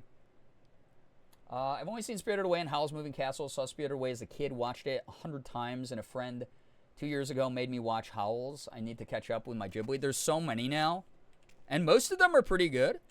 Some definitely aren't great or are just okay, but there's a lot that are beautiful, you know, stories of humanity and hope. Kiki's Delivery Service is one of my favorites as well. My ranking is probably Spirited Away, Kiki's Delivery Service, and then it's probably a tie between like Howl's, Porco Rosso, Cat Returns, Princess Mononoke. Those 4 hold like strong third position for me. We're talking about favorite Ghibli films. Twine, welcome back. Sorry to hear about your connection. Kiki's is so good. Kiki's, the older you get, the more Kiki's becomes relevant. It's so perfect. She's an amazing protagonist, and the message is about, yeah, like work, grind, burnout stuff. So good. I dressed as Kiki for a Halloween stream years ago, and that was one of my favorite things I've ever done. I gotta bust out the Kiki look again. Because, like, why wear that dress only one time for that, right? I gotta do more Kiki photos. Be fun. Love that little witch. She's, like, my favorite. I love her. I want a Kiki tattoo really bad. Love the Cat Returns. No one talks about it. It's fantastic. Nausicaa, honorable mention. Yeah, Nausicaa, mainly just because of the history behind, like, again, excellent environmental film. Beautifully animated, especially at the time and the impact it had on the animation genre. And how seriously people took anime films as, like, these pieces of art. Like, it really did have this, like, incredible energy to it. But, like, I think that they kind of, like, retold a lot of the same sort of thematic stuff with their later movies in ways that I just personally enjoyed a little bit more. Like, pacing-wise and whatnot. But amazing. Absolutely amazing movie for sure. Cat Returns was the first Ghibli film I watched. I love it. It is so underrated in my opinion. Kiki's is so good. However, the first time I saw it was the English dub, and it's kind of dog shit. I don't mind the English dub because that was the first way I watched it. I think it's like one of those things too where like I'm also partial to dubbing because it's like that's what I do. So I'm always willing to, like, forgive early dub stuff. But a lot of early dub stuff absolutely does not adhere to the same quality aspects that we have now in dubbing. So I get it. But those were definitely the people who, like, paved the way that, like, I looked up to growing up. But I get it. Yeah, it's a preference thing. A lot of dub back then especially was just not well made or regulated. And the way that we have dubbing techniques now, it's so much more accessible. It's so much better. You have Kiki hair now. That's true. Love Porco Rosso. That's another one not a lot of people talk about. Yeah, again, like, Kiki, Spirited Away is Morgan and my favorite. And then her second favorite is Porco Rosso. And my second favorite is Kiki's. And those are the ones that we champion probably even more than Spirited Away just because not as many people talk about it. Even though Spirited Away is not overrated in my opinion, I think it deserves all the praise that it gets. It's like really, really good. So, yeah. So I'd say it's. I mean, that was Miyazaki's whole thing. Was he was like, I want to talk about environmentalism. I think it's important, and I think he really captured that so well in that era. So I remember walking out of the theater after seeing Ponyo and going, I hope they make a Ponyo 2 as a wee child. That's adorable. Ponyo's one that I have to give another honest go to because I wasn't super impressed by it the first time I watched it, but I was also in my like fucking like super pretentious film snob phase where I was like, oh, that's, you know, it's just not as cohesive as some of the other Ghibli films. And it's like, I gotta go back and, like, rewatch it. I definitely want to check it out again. At this point, I'm gonna have a Ghibli sleeve, starting with Porco Rosso tat to honor my late adoptive uncle. Liz, you've shared that you've had that idea. I think that's so awesome. What a cool way to honor somebody. Also, anti-fascist movie, so you'd love to see that. So anyone who's never seen that, in these trying times, a bit of a pertinent film. Nausicaa has more layers of non-obvious symbolism, which is part of what draws me in. Yeah, absolutely. I mean, the source material itself is just, like, really, really incredible. But, yeah, I mean, that's the greatest part of Ghibli having 9 billion films at this point. There's something for everyone. If you're someone who likes a more old-school approach to things, you got something. If you are someone who is, like, I like the colorful, fluid animation of, like, the modern animation industry, you got something. I don't know. It's great. They have a huge stable of excellent film. I love Ponyo, but it's not a movie that I actively go back to rewatch, if that makes sense. Yeah, I mean, I know a million movies like that. I just, Morgan and I just watched Death of a Unicorn. And I was like, it was fine. But it's like, it didn't expand enough on the messages that it was trying to, like, be overt about in the beginning of the movie. It was really fun and, like, silly.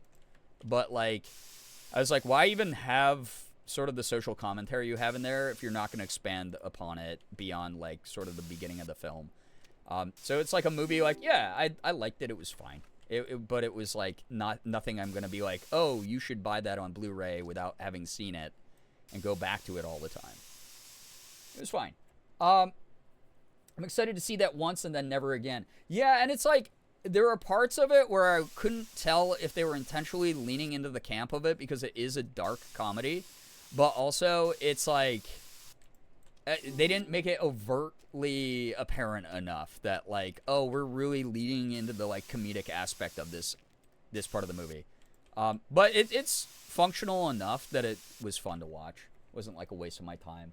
Yeah, better a pig than a fascist is, like, one of the most iconic lines of any movie.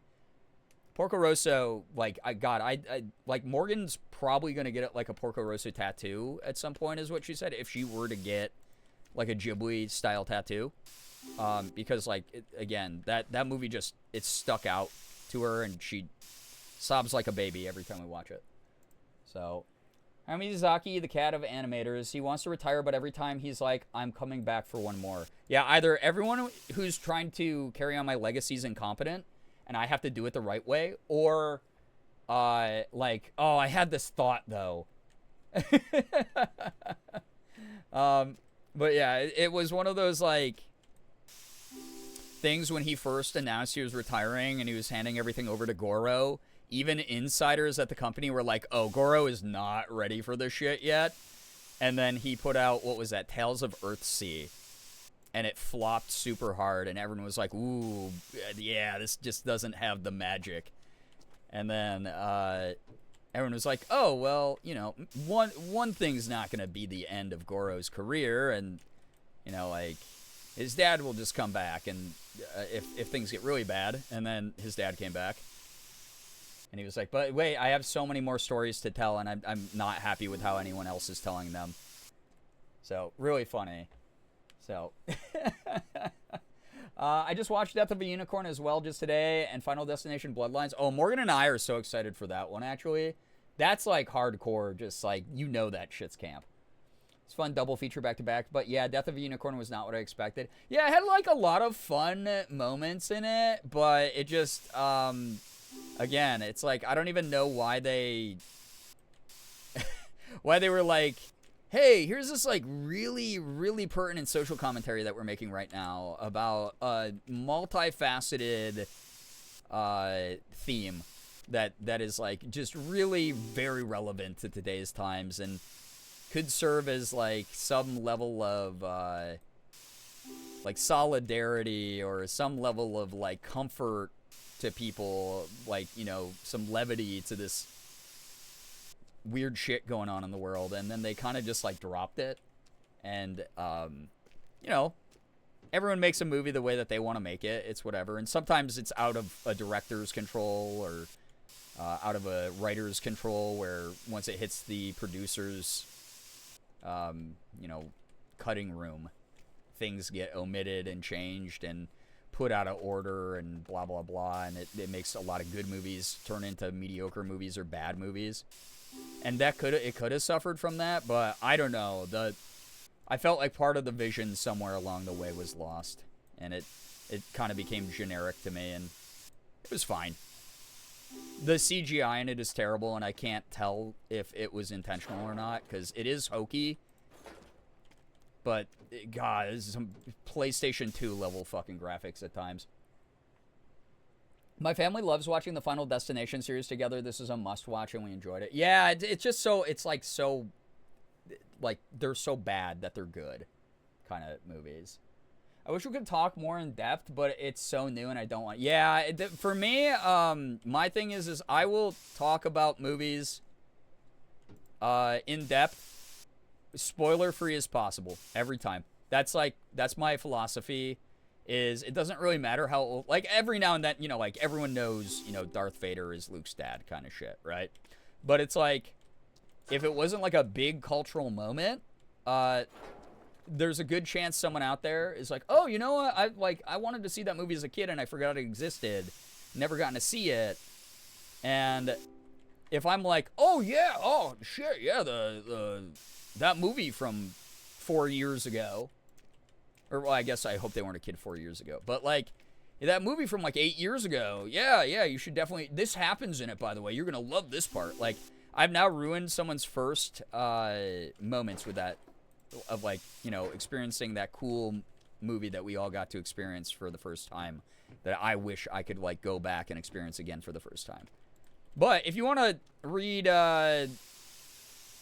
you know, my true thoughts on a lot of film, again, go check me out on Letterboxd. I'm a pretentious dickhead over there about film, and I watch a lot of movies with Morgan. So yeah, go check out the Letterboxd. Go follow me on that, same username there. It's past midnight for me. Yo, happy birthday, Saw. Can we get some happy birthdays in the chat for Saw? Please. And I'm not talking about the movie franchise. I hate that there are people that will do that on purpose. Oh, yeah, it's like we have no etiquette anymore for spoilers. It pisses Morgan and me off so much. Like, to the point where it's like, you know, it's one thing when it's like weirdos on the internet who are just like, yeah, I just saw this in theater on the, like, 2 hours after this movie came out. I'm going to now spoil the whole thing on fucking Twitter. Like that's one thing, and that sucks that happens, and it really, you know, again, it takes away so much from other people who might want to enjoy a unique experience. But like now movie trailers do it so obviously and blatantly, where it's like, I have a friend who works in Hollywood, and her job is to cut movie trailers, and a lot of the time she'll send notes back, and she'll be like, so, if you want us to include this part in the trailer, like to the, you know, to the studio reps, like you want us to include this, but this is the whole twist of the movie. And, they'll be like, yeah, we don't really care. Like, cause that's the only interesting part of the movie, and we need to like, you know, capture like some level of interest. Cause they know at the end of the day, it's like the movie is dog shit or something, or they don't have faith in the product that they just created. And it's really weird. It's very bizarre to see that shit. Oh, you're gonna see this thing? Looks up plot on phone. Oh wow, wait till you see. Yeah. I have friends who, like, you know, and they have bad anxiety, which I'm like, I don't know why they enjoy watching movies. who will look up like the entire Wikipedia or IMDb and like read all the spoilers and read the whole plot and everything. But we do have an agreement that it's not like, oh, have you seen this movie? And I go, oh no, not yet. And they go, oh, well, God, this happened. Like my mom will do that to me sometimes. She'll be like, oh, we watched this movie the other day. It's so, and I'll be like, oh, Morgan and I have been meaning to see that. We can't wait to see it. And she'll be like, oh, yeah, I really liked it, but it really sucked when the dad kills the dog and then this happens. And I'll be like, what the fuck? Why are you telling me all this? Like, oh my God, I didn't get to see this shit yet. And it's just like, she just can't help herself. But it's like, it's one thing to be like, I'm really anxious and I have to look up spoilers for me and experience this movie in the unique way that I experience media. And it's another thing to destroy someone else's joy and the potential experience that they can have by doing that to them. Like, it's such a pet peeve of mine when people do that. Similar to anime and manga, I have 2 major things spoiled for me in Jujutsu Kaisen because it literally hasn't happened in the anime yet. Yeah, I mean, that shit really sucks is when there's, like, source material for something, and the people who are like, yeah, I read ahead in the manga. Just wait until you see what happens to this character. Oh, you thought they were dead? Well, guess what? It's like, holy shit, bro. Wow, you're the most annoying person that's ever existed, actually. You wonder why no one wants to talk about your hobbies with you. Like, holy crap. If you're doing that, that's a big red flag there. That's a big reason why, most likely.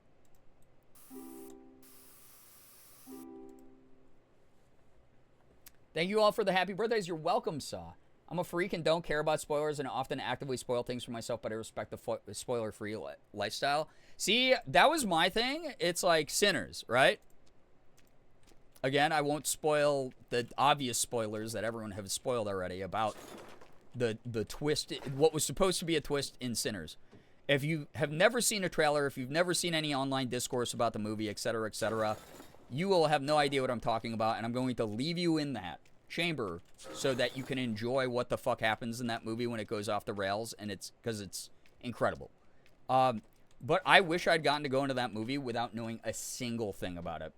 Because that movie is really well done, and it's so well done that when everything starts happening, I was like, oh my God, they still executed it so fucking well. That, like, you know, it doesn't really matter that I knew what was about to happen. But, fuck, man, what a bummer. Because that movie, the twist would have hit so much harder. I love not knowing a twist and having the twist just hit me in the face as hard as it possibly can. It's so good. Such a stickler about spoilers that I don't even want someone to go, oh my God, it's so good at me. Wild.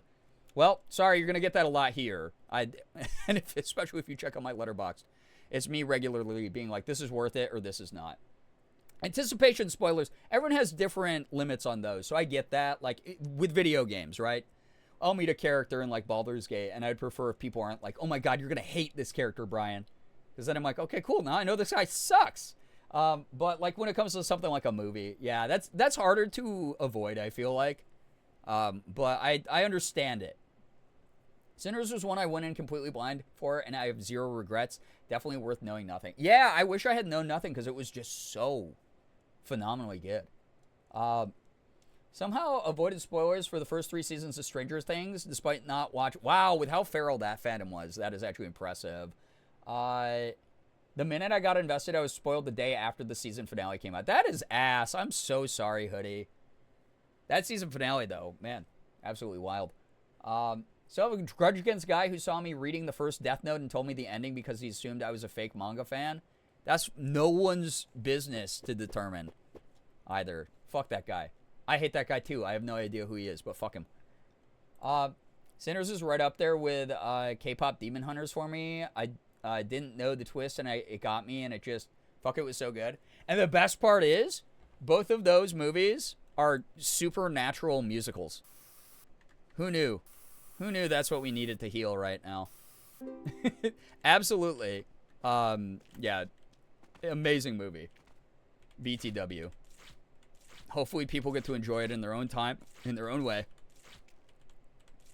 I really want Doritos, and I was like, why the heck do I want Doritos so bad? And then I realized I forgot to take my vitamins, even though I reminded other people, please go do that for you. I've been watching Severance with my friend because I don't have Apple TV and she does, and have to beg and plead to not look things up. Oh yeah, don't look up stuff in that one, because that one is actually phenomenal if you have no idea what's around the corner. I love Severance. That was Morgan and my like, oh shit, this is so good. They're doing shit like the good old days when Lost was in its like early seasons. Like, so interesting, so bizarre, so surreal.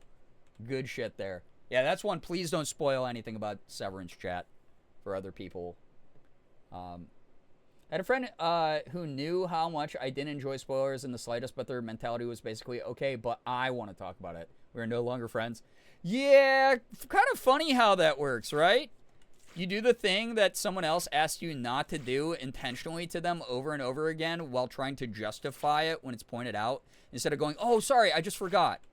I won't do that again the remainder of this conversation. Instead, you push back. And again, it's always those people who then like scratch their head and they go, huh, I wonder why I have no social life or friends. I wonder why no one likes talking about the interests that we share with me. You know? Woof.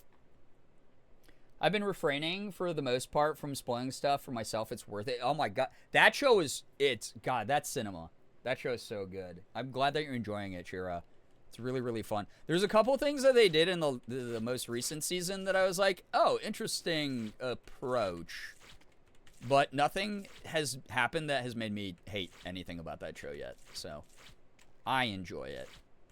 There's like just stuff I would have personally done differently, but also I'm not a maniac like Ben Stiller, who has apparently a giga brain after being in a bunch of like corny comedy his whole life. Although that's not even true either. He played a lot of really interesting roles throughout his career. Just everyone remembers the Zoolander shit and the goofy comedy movies he did. Like, Meet the Parents and whatever, more than they remember him as, like, castmate in Reality Bites or something, you know? Currently on Season 2, I think we have, like, 3 episodes left. Feel free to DM me anytime you want to talk about that shit. It's fantastic. Mika, Ashley, and I used to, like, text back and forth about Severance so much.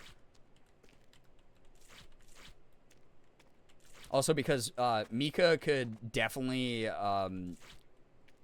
pull off, like, Britt Lauer in Hollywood. I've told Mika for years that I think her acting's great, and I think that they would...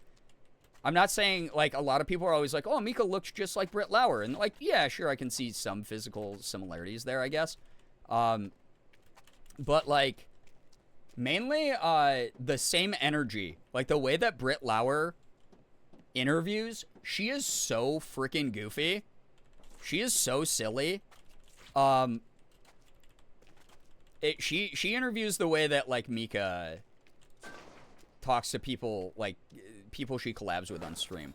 Like, just super goofy, always an anecdote, always a weird counter question.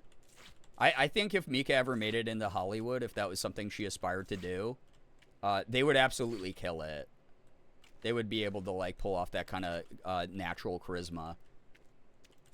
I didn't roll high on charisma, so I like to, like, hype my friends up when they have it, when I recognize it.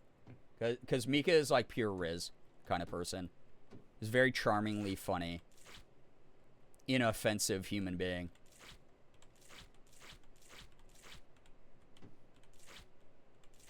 And that's what I want for all my friends. I want all my friends to find exactly how much success they want.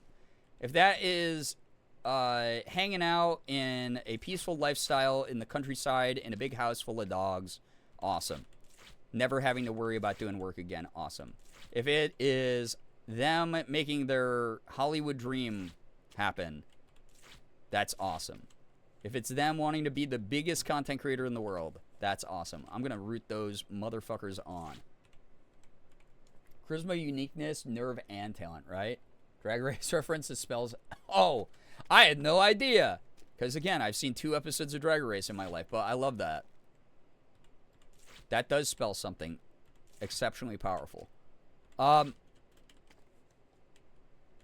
But that's also, yeah, that's just Mika. Mika's another person too. It's like wild, right? Like I'm always like in awe because I'm like, I was telling Morgan earlier today that I was like, if I just had like a little less anxiety and a little less depression, I would be fucking unstoppable, I think. Because I'm just like an ideas person. I have 8 billion ideas, but then the depression beast or the anxiety beast makes me not do things. Like, I don't personally think I'm like very... Well, okay. Well, no, I'm not... Okay, I'm not going to say that because then chat's going to strike me or be mad at me. Okay, here's one. Yeah, I had to be nerfed by nature somehow. I do not believe... and this is not saying that there's 0% of this in me, but I do not believe that I am nearly as cool or interesting as people seem to think. This especially goes for my peers. Like, I was hanging out in one of my friend's streams the other night, and she was just like, hey, everyone go follow Girbeagly. I think they're, like, one of the coolest people I know. They're so cool. They're so interesting. They're just, like, such a cool human. And they were just gassing me up, like, hardcore.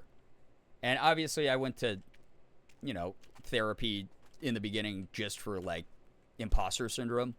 And then I was like, oh, there's all these other fun things that feed into that. And why I feel imposter syndrome so often.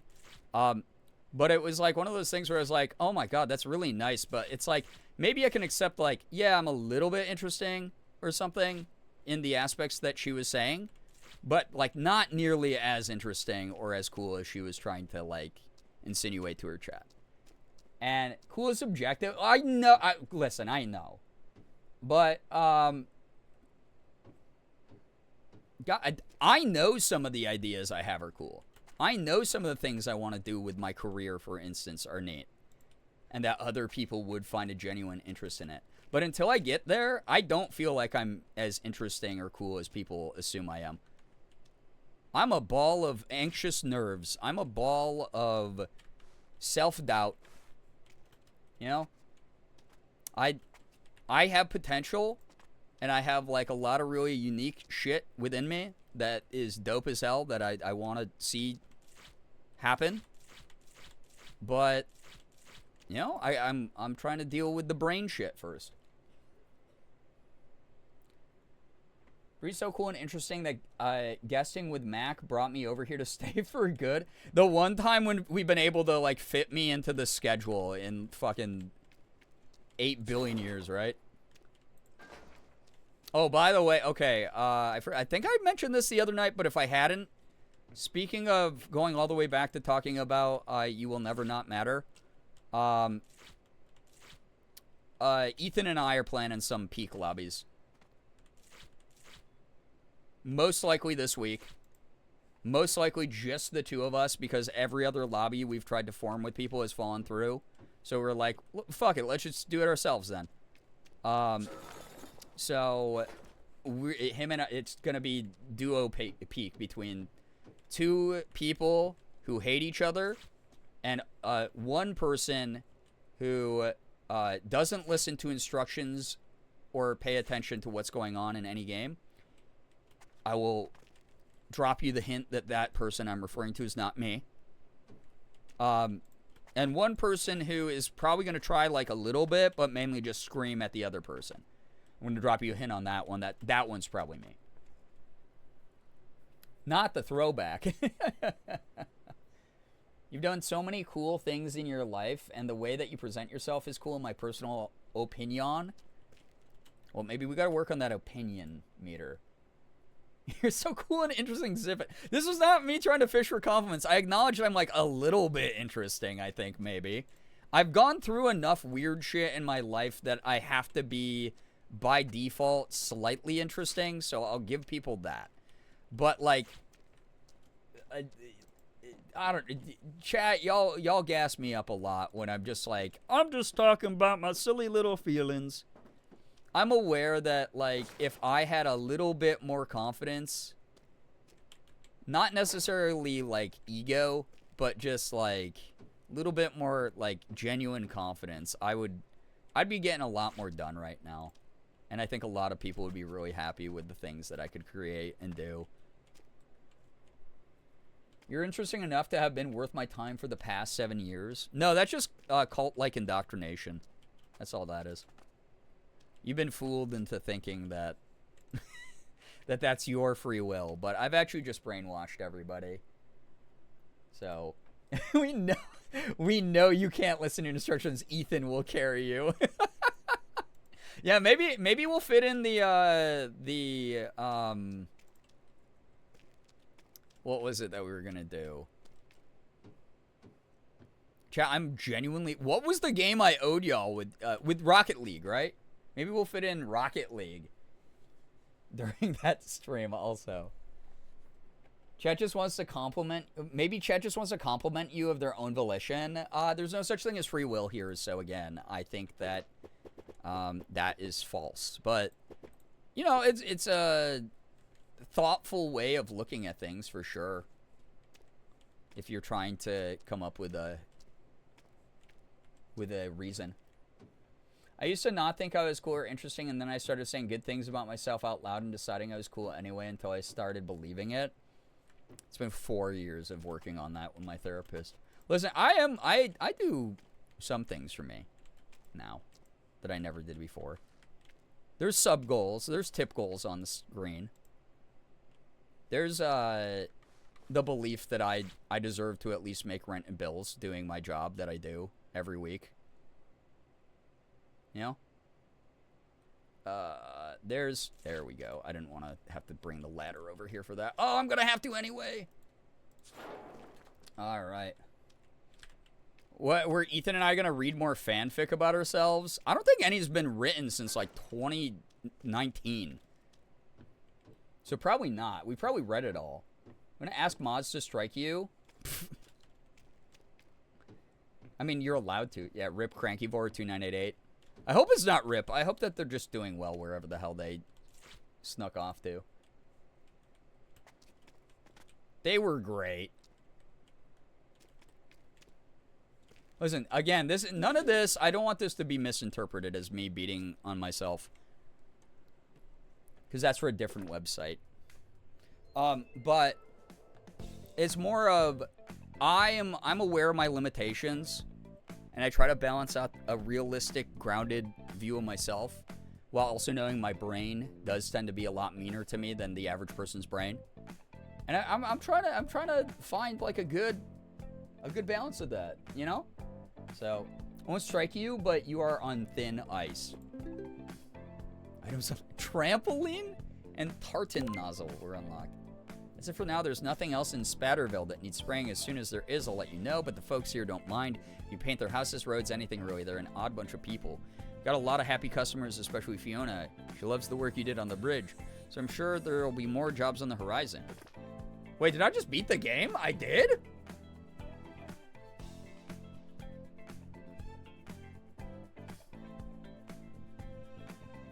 You've evaded a strike with your carefully crafted words, but we're always watching, Wazowski. I know.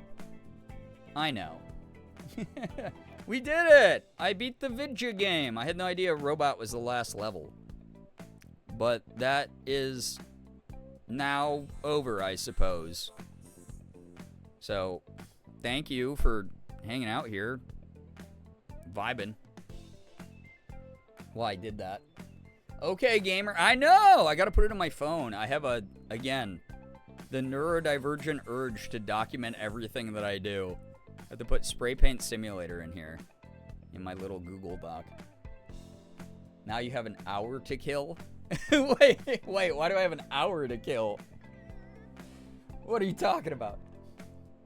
Who said I was sticking around that late or that long? What?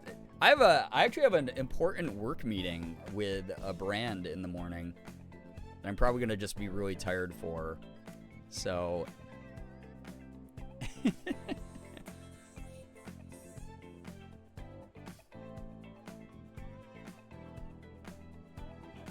chat, we did it though. I'm proud. I beat the game. I feel good.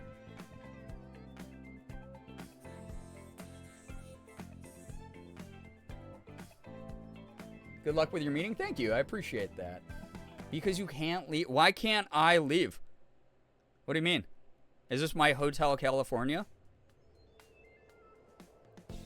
That I'm just stuck here forever? These credits? Oh, now that we've got... wait, I was not reading. What about horses?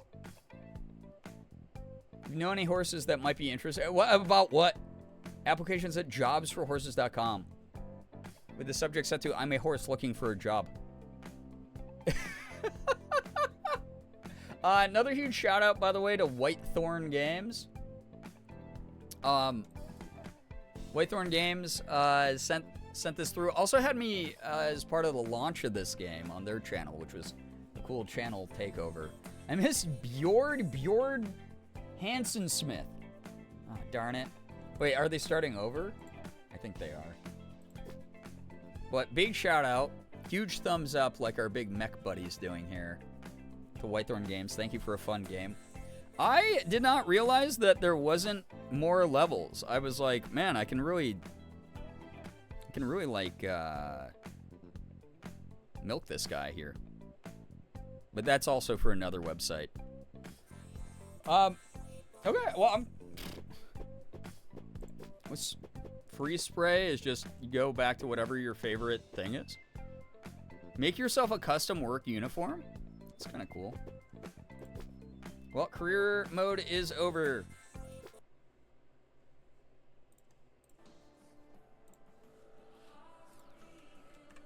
These are fun credits. I don't know if I'm done tonight yet. It is Selfish Sunday, right?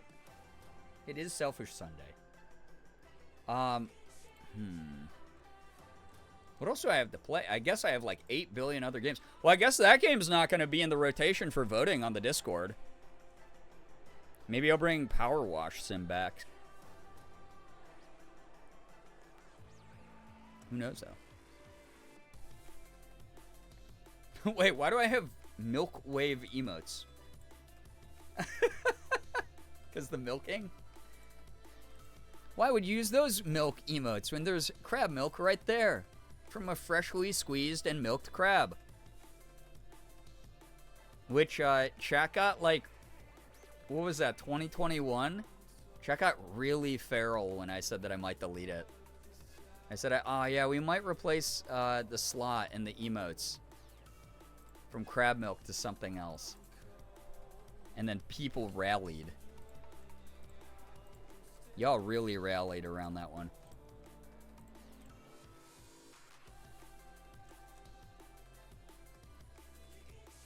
Emote we might get rid of and replace. I think I was saying that. I was tabbed out, but I heard milking. What are we talking about? Crab milk.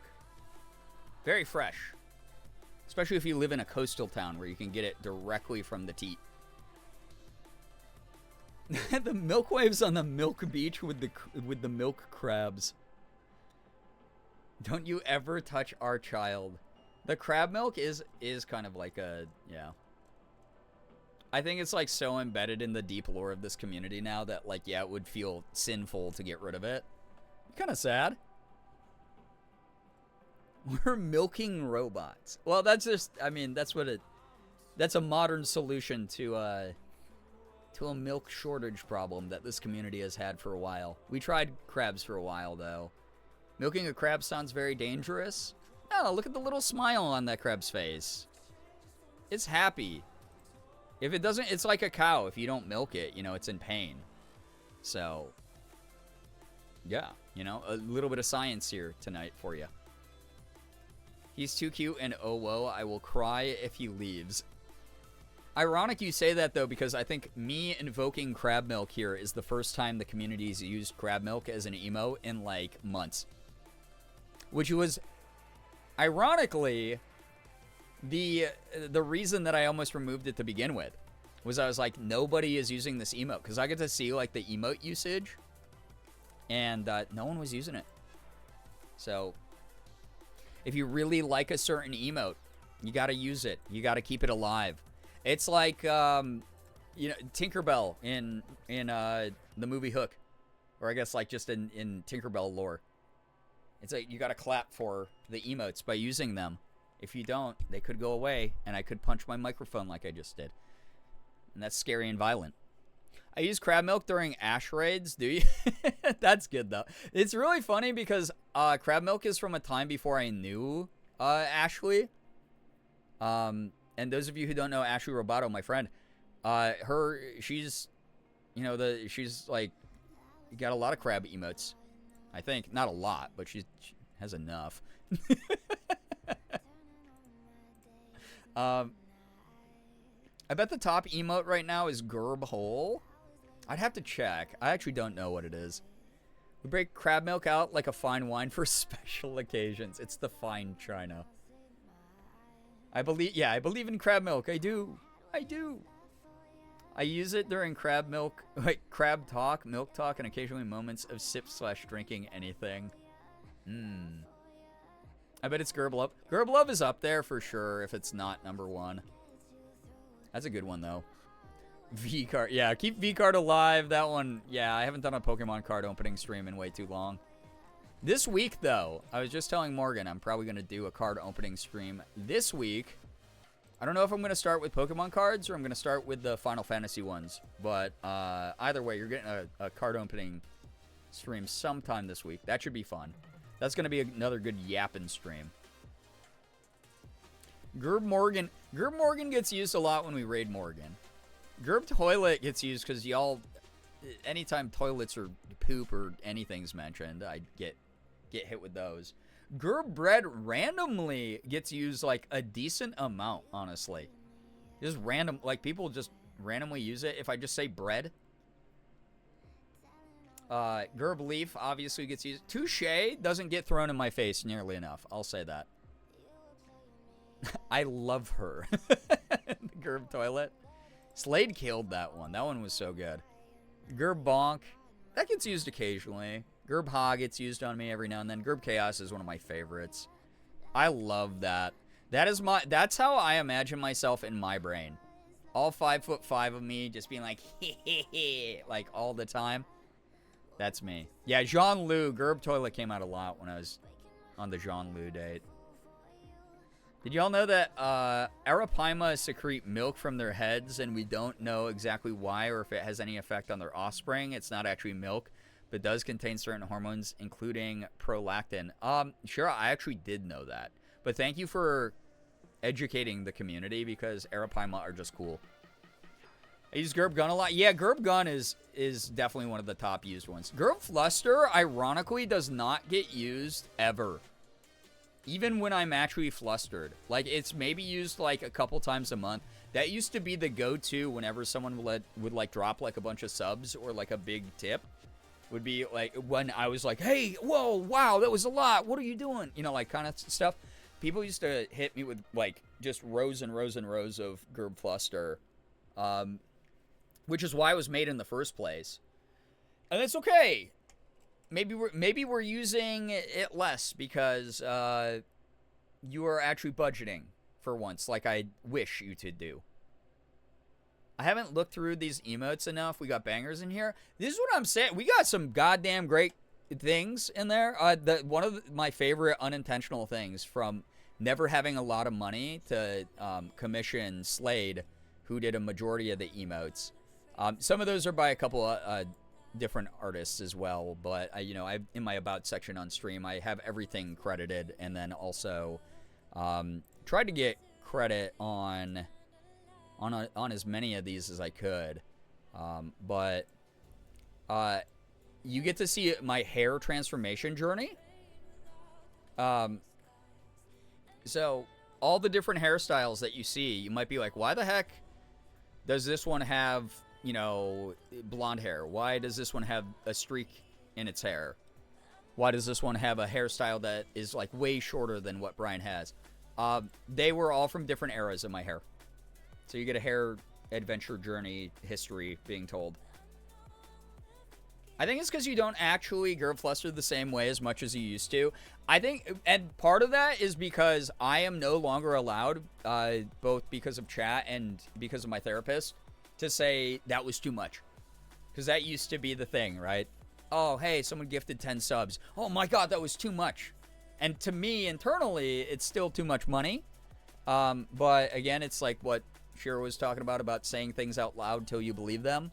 What I'm working on, which is why we have the strike system here, because my therapist knows about this community, is I will default to like, thank you so much, that was a lot, because I'm trying to train myself not to think that I'm undeserving of massive amounts of support, even though, boy, it doesn't feel right sometimes. I'm saving for a 2K vet bill, but after that vet bill is taken care of, ooh, it's so over for you. That should never be.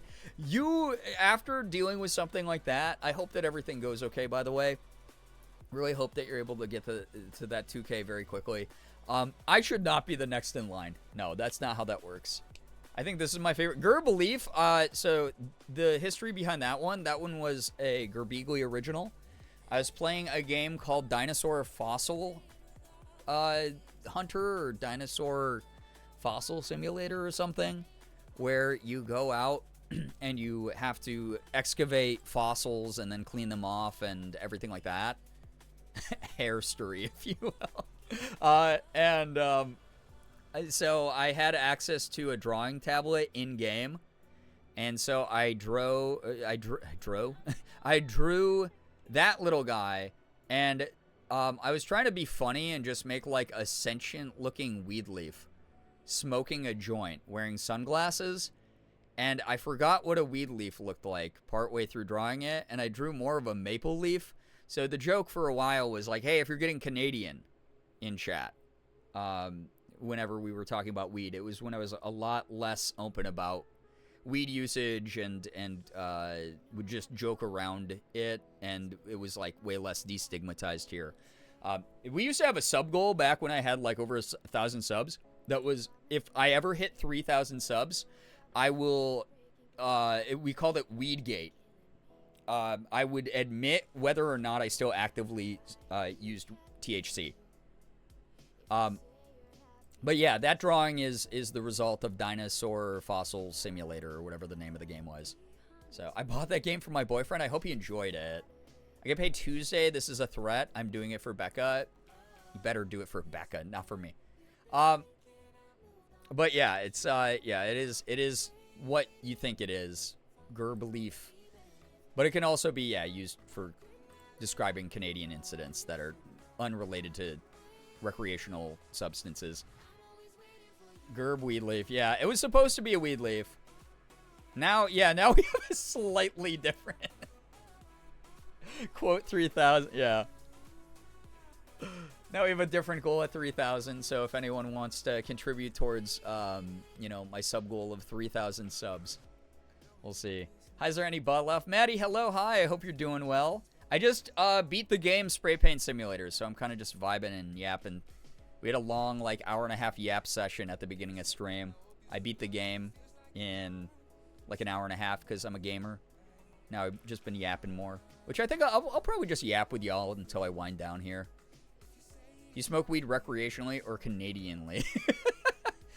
Being right over the border, it's Canadianly. I like to always, give a nod to my neighbors up north and the great heritage of, the history that I had to live of, oh man, weed's not legal in New York yet, so I'm going to go up to the Canadian side of Niagara Falls and stop by their shops and buy it for really cheap and then bring it back to the U.S.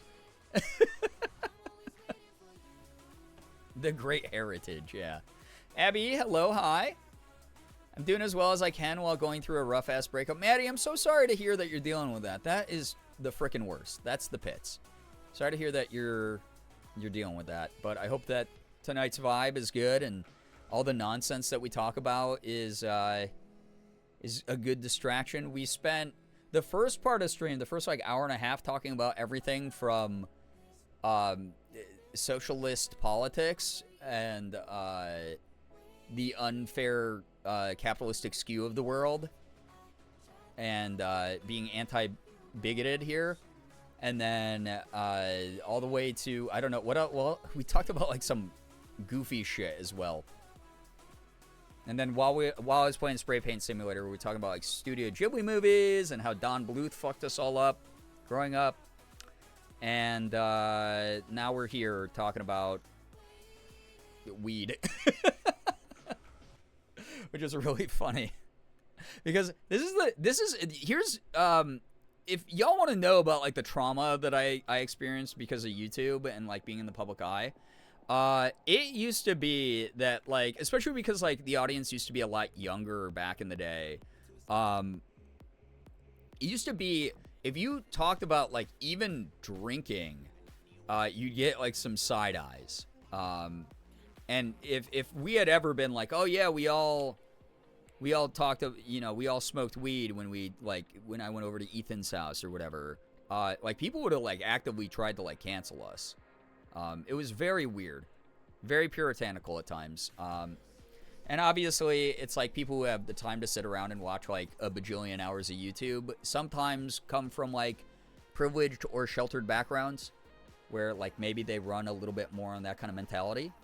But I'm glad that things are a lot more casual and a lot more open. And if it ever comes to the point where people are like, yeah, I'm just not into the energy here because like you're pro whatever. That's a personal decision you get to make, and goodbye.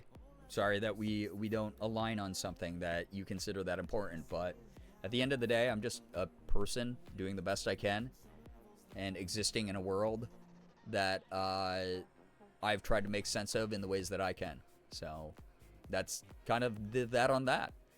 Imagine getting super high rewatching Don Bluth movies. That actually sounds fucking terrible. That actually sounds, yeah, that sounds like a nightmare. I just cry extra hard. This shit sucks, but I'm getting through it. Maddie, let this community be whatever you need it to be. Whether you need to lurk and just vibe in the good energy of everyone here, or if you're someone who likes to participate in a distracting conversation, or if you're someone who, you know, like just feels solidarity together with a bunch of good people. I'm glad I can provide that.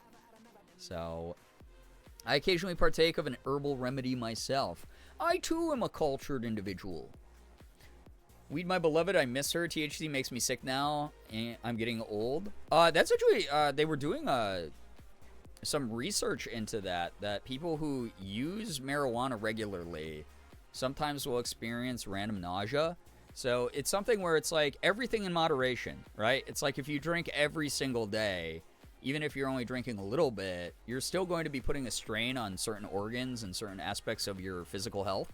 And taking a little bit of a break is okay. So they've been finding like a lot of people are experiencing that. And I think that's a really good reminder that it's like, yeah, hey, like mine is medically prescribed to help me sleep because I have PTSD. And really bad anxiety. So I will use it to like kind of knock myself out at night. But I've had a couple nights where I'm like, hey, I kind of have to skip it because I used a dose and then I started feeling like a little bit bizarre in my tummy. And so again, anytime you're using anything, please obviously like be careful. You know, we're not here to be like, oh yeah, this one time I got so high, this happened. It's the same as if someone came into chat and was like, yeah, my whole personality is like how many beers I can crush in a night. And I'd be like, that's not brag-worthy. You're actually cringe and you might need help. So like that's always the line I draw. Like I had to bring that up in the Discord a couple months ago where people were like trying to outdo each other for how much weed they could smoke. And I was like, yeah, actually, you guys kind of just sound like fucking losers. Like, please don't do that. Because again, everything in moderation. That's kind of the vibe. I'm not here to encourage unhealthy lifestyles. I'm here to talk about things and destigmatize them whenever I can. So, yeah. Weed also has way higher THC content now than it used to. Oh, yeah, Jace, that's also very true. Have to be super careful with dosage. No, that's, yeah, a lot of people. Hyperemesis, uncontrollable vomiting to the point of needing medical intervention, is a documented symptom of cannabis use. Yeah, it's very rare, like you said, Ace, but yeah, it is something that exists and something to be aware of. I had a few friends who got CHS, and that shit is rough. Yeah, that's oof. I can't even have like a tiny hit off a joint. Occasionally, it gives me the spins, and I get really sick. That's a bummer. I'm so sorry to hear that that was something that was working for you, and it no longer does due to that. Have you talked to? I don't know if you've talked to a doctor about it, or if it's something that like you even want to talk to a doctor about. It might be one of those things where you're like, yeah, you know, it's not that big of a deal that I can't do that often. When I get too zooted, my skin tries to escape. I think that's a pretty common experience where it's like, whoa, ate a little bit too much edible. Like, I've had a couple nights where, like, I accidentally miscalculated how much of a dose I was taking. And I'll be on the couch, and I'll be like, all right, let's lock in some movies with Morgan. And I'm, like, excited to just, like, kind of chill and vibe before bed. And I'll look, and then, you know, I'll get hit with the feeling. And I'll look over at Morgan and go, I accidentally got a little bit too high. I have to go to bed right now. And I'm very careful about that because, again, at the end of the day, if we're going to destigmatize this and treat this like an herbal remedy or a medicine, we also have to talk about it responsibly and utilize it as responsibly as possible.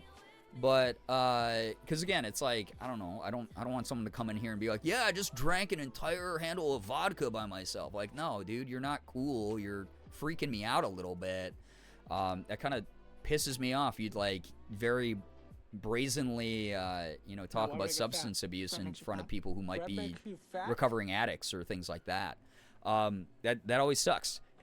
So it's like something I'm like extra mindful about. But have I ever sent you my solar system chart of being high? No, I love that though. Please do. You know, you can DM me about any of that stuff, and I will probably get a huge kick out of it. I need to update it because I made it as a baby stoner, but it still holds up pretty well. Good Lord. Also, Lincoln, thank you for the gifted sub to Abby. That's very kind of you. Abby, enjoy the emote sub badge ad-free viewing. It's not something I really was into past my early 20s, so I'm cool just vibing sober. 3 years full sobriety coming up soon. Hell yeah. Again, you kind of like, that's life, right? We all find things that take the edge off, and then we also find things that, you know, we don't need anymore. You never get locked in permanently with anything. You are allowed to change how you approach life and your perspective and how you engage with certain things. And I think that's a beautiful thing. We get to constantly remind ourselves that we're evolving and that we have, you know, the freedom of choice.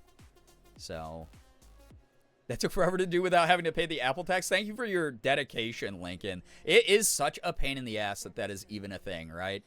Just multiple tiers of capitalism built into the frickin' mobile stores. It's ass. I don't drink often because I know for a fact that it could become a problem. I have a drink like 4 times a year, and only if I'm doing it for the right reasons.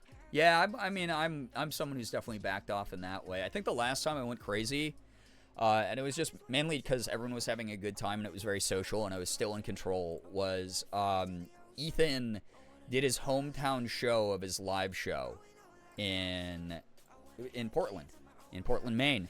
And after the live show, the after party, he rented out this bar, and it was just so fun. Like, all the families of like his extended family was there. His mod team was there, which was really cool. Got to meet a bunch of them for the first time in person. A lot of the friends from, you know, like LA made it all the way out there, and a bunch of the people that like Ethan and I have gotten to know through content who are kind of a big deal were there, which was really great. It was amazing. So Ace of Snakes, that's actually like really common, that it's like the different ways that you imbibe can it obviously changes like how your body absorbs it and everything. But I've known several people who are like, yeah, I've tried it this way, it doesn't work, and only this works for me. So that is something that that makes perfect sense.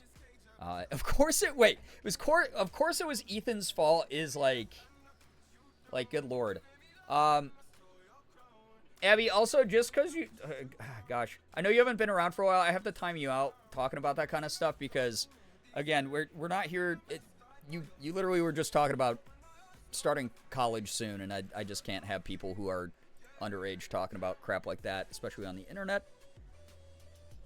So again, I'm not here to encourage that stuff. It was quite fun. Yeah, Shira, you were there. That was an awesome after party. That was really, really fun. That was the last time I think I ever used one of the... What are those things? The cider flasks? Like the cider bongs? I don't remember what those are called. But I... It was the only time I've ever used one in my life. And it's the only time I think I'll ever use one. But... I'm pretty sure at some point in the night, Ethan encouraged me to just look like a baby bird staring up at the sky with my mouth open while he just poured cider down my gullet. And I haven't drank like that since. Completed commissions tonight? Great lady, let's go! Heck yeah.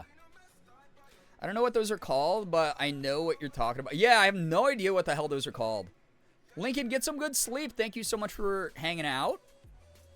Thank you so much. Everyone was just calling them cider bongs, but I don't trust anyone in that room to have had a brain cell that worked, honestly. Big thing for me because, and mods or Bree, feel free to strike me down if this could be considered triggering to anyone. Used to have substance abuse issues. I've been tapering. No, I talk about mine as well, Hoodie, because I was someone who struggled with that stuff as well. You're not going into any sort of like triggering detail with that, so you're doing great. Like, honestly, the way you even approached bringing that up was very mindful as just a fellow person who's gotten through my own demons. Very, very, very proud of you as well, because holy shit, right? It's like not everyone can sort of like reel it back and then find something that that gives them a reason to like basically just deny them of this thing that they're used to having, right? I'm someone who still partakes in certain things just because I've really committed to the idea of moderation. But yeah, no, you're fine to talk about that stuff. We have people who bring up their good news is like, hey, today, you know, is 4 years clean. And they don't elaborate on like, oh, I was, you know, addicted to this really heavy substance or anything like that. It's just like they're just talking like a regular person, and you're fine to do that here. You're good. We're a community of adults again. So trying to treat people like that. But also, if you are someone who is under the legal drinking age, please don't mention that, because I won't get you in trouble, but you never know what people are going to do with information online. Just be smart and safe, please. And also, I'm not here to glorify anything like that. Tragic that I couldn't drink at that time, because as fun as it was so overstimulating to experience sober. Shira, I felt so bad for everybody who couldn't. Because, yeah, everyone was kind of running around like crazy, and it was so loud. And there were so many smells from the buffet of food, and so much of people just hugging and lifting each other in the air and just trying to talk over each other, and it was a mess. We got to destigmatize that shit, too. Substance misuse and abuse can be so isolating and hard to escape. Exactly. It's one of those things I'm always willing to, like, open the door on more serious conversations. It's just I always like to gut check chat to make sure that we're, again, not just being, like, inconsiderate and triggering people, but also I don't want to fucking kid glove people here. Like, you are adults. Like, we talk about, like, we were talking about socialism and wealth disparity, the wealth disparity and bigots and shit like that at the beginning of stream. Like, we're going to have serious conversations here every now and then and just be human beings to each other and remind each other we're not alone in this shit. We're all swinging for the fences in the same direction. And, you know, we got to do the best that we can to not tear into each other and to stand united. And also have spaces like this where people can just hopefully kick back and relax and take a big deep breath and recover whatever energy they need for the fight ahead. If moderate works for you, that's awesome. I personally couldn't do that. A big part of it, and this is wild to say, is because Morgan entered my life right around the time where I was like, holy shit, I gotta become better about this stuff. I have like a real issue. And so her being in my life has been a constant like reminder and sort of, I don't want to say a safety net, because I've never really had to rely on her to like really pull me back or anything. But she's like kind of a reason in many ways for me to take better care of myself. I don't get to enjoy more time with her if I'm not around or if I'm not taking good care of myself, right? Sure, so many smells. The after party, God, my least favorite thing about an after party is it's after everyone's gotten all sweaty and they're in a scenario where they're just gonna get sweatier, and then you mix that with like open containers of food, and you got a whole mess of different sensory that is just not conducive to like a closed venue, like where everyone's kind of sitting right on top of each other or standing on top of each other. It was a really fun party though. That was one of the better like after parties I've gotten to go to through this industry. So Ethan did a good job with that, and I know he had fun. Having that grounding tether can really help with actually wanting to look after yourself too when it's hard. Yeah, absolutely. So it is really cool to be able to like know that at this point, it's like Morgan herself could turn around and be like, I am offering you this thing that like, and not that she would ever, because she's obviously very sensitive and kind and wouldn't like play around with my past demons that way. But if she were to do that, I could easily just be like, no, thank you. I'm okay. I've conditioned myself where like things are better. My uncle works with people in recovery. It's so interesting to hear about so many different perspectives. Absolutely. I mean, that's the thing people forget is people who struggle through this stuff, people who use this stuff, they have a reason. They're human beings. They might have made a mistake. There might have been some flaws, but they're still a human being worthy of human attention and support, and they're just going to do the best that they can through all this shit. And the more of a support system we can give them by destigmatizing things and again, reminding them that there is a light at the end. Some of us make it to, myself included, members of chat included. Hell yeah, we're all rooting for you. We're reaching our hands out. Come grab them. Join us on this side. Speaking of sensory, I'm so mad at my nose and my taste buds. Long COVID has made, oh no, so many of my favorite things smell or taste very, very wrong. I have a friend who recently got COVID for the very first time. And she is like, she's no longer has COVID. It's been several months, but she's experiencing long COVID symptoms. That sucks. I'm so sorry.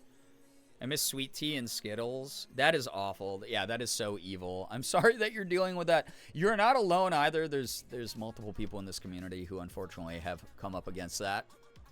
I'm knocking on wood because I still have not. Thank goodness. But like that sucks. Really sorry to anyone who deals with that. And in the meantime, nothing wrong with like isolating and masking in public and stuff like that if you still are someone who does not trust the general public. And honestly, with the backslide that people like RFK Jr. are causing in this country about like health regulations and everything, you know, Morgan and I have started masking around here and there, and like we do in certain settings always, no matter what. But like now it's to the point where it's like, oh yeah, we know not that many people are going to be at that thing, but we are still going to mask. We are still not going to mess around with that kind of thing. So, or we take precautions to like socially distance a lot more. So, yeah. You've had COVID 4 times, but you don't have any long COVID symptoms. I mean, that makes sense. It's viral type of thing, so everyone's body is going to react differently to it, but that sucks. Yeah, that's awful. Icky stuff. I'm happy because, like, obviously, I get to work from home. I have that privilege. I don't have to, like, be face-to-face with most people, which is, again, a huge privilege. But yeah, I'm glad I've avoided that shit. RNA viruses are crazy. They really are, because they, like, they rewrite parts of, like, your code. Like, it just, like, changes aspects of you, potentially. I watch nerds open mouth cough like toddlers all day at the shop. Masking is so important. God, it's like, good Lord. I don't know what it is. I do know what it is, because I was part of that culture. But, like, nerd culture, like, pains me.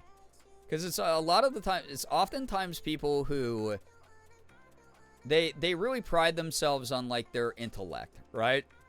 It's like nerds are like, oh, I'm like very well read, I'm very like intelligent, whatever.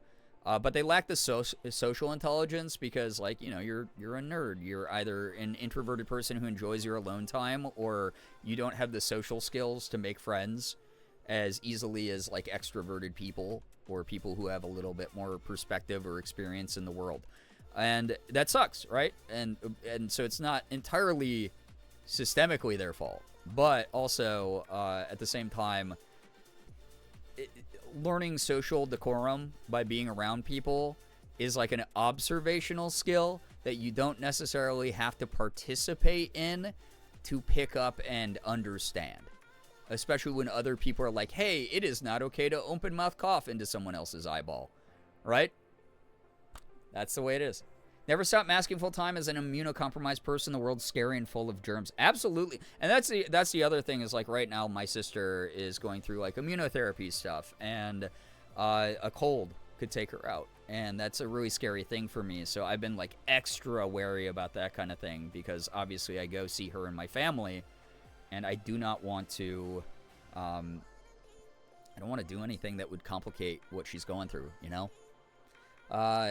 Yeah, Mins, you know what I'm talking about. It's one of those things, too, where it's like, yeah, BO, personal hygiene, stuff like that. It's like, it sucks that it's not as noticed because when you're not around other human beings to point it out, it's a good chance that you get nose blind to yourself.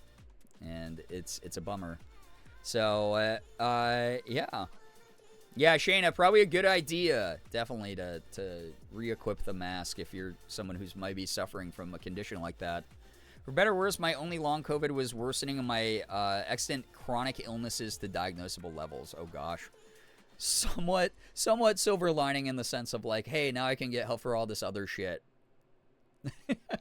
They don't have the ability to correct the mistakes that happen in reproduction, so they just mutate huge, the freak style. Shira. Oh, God, I love the way you write things. It makes me very happy.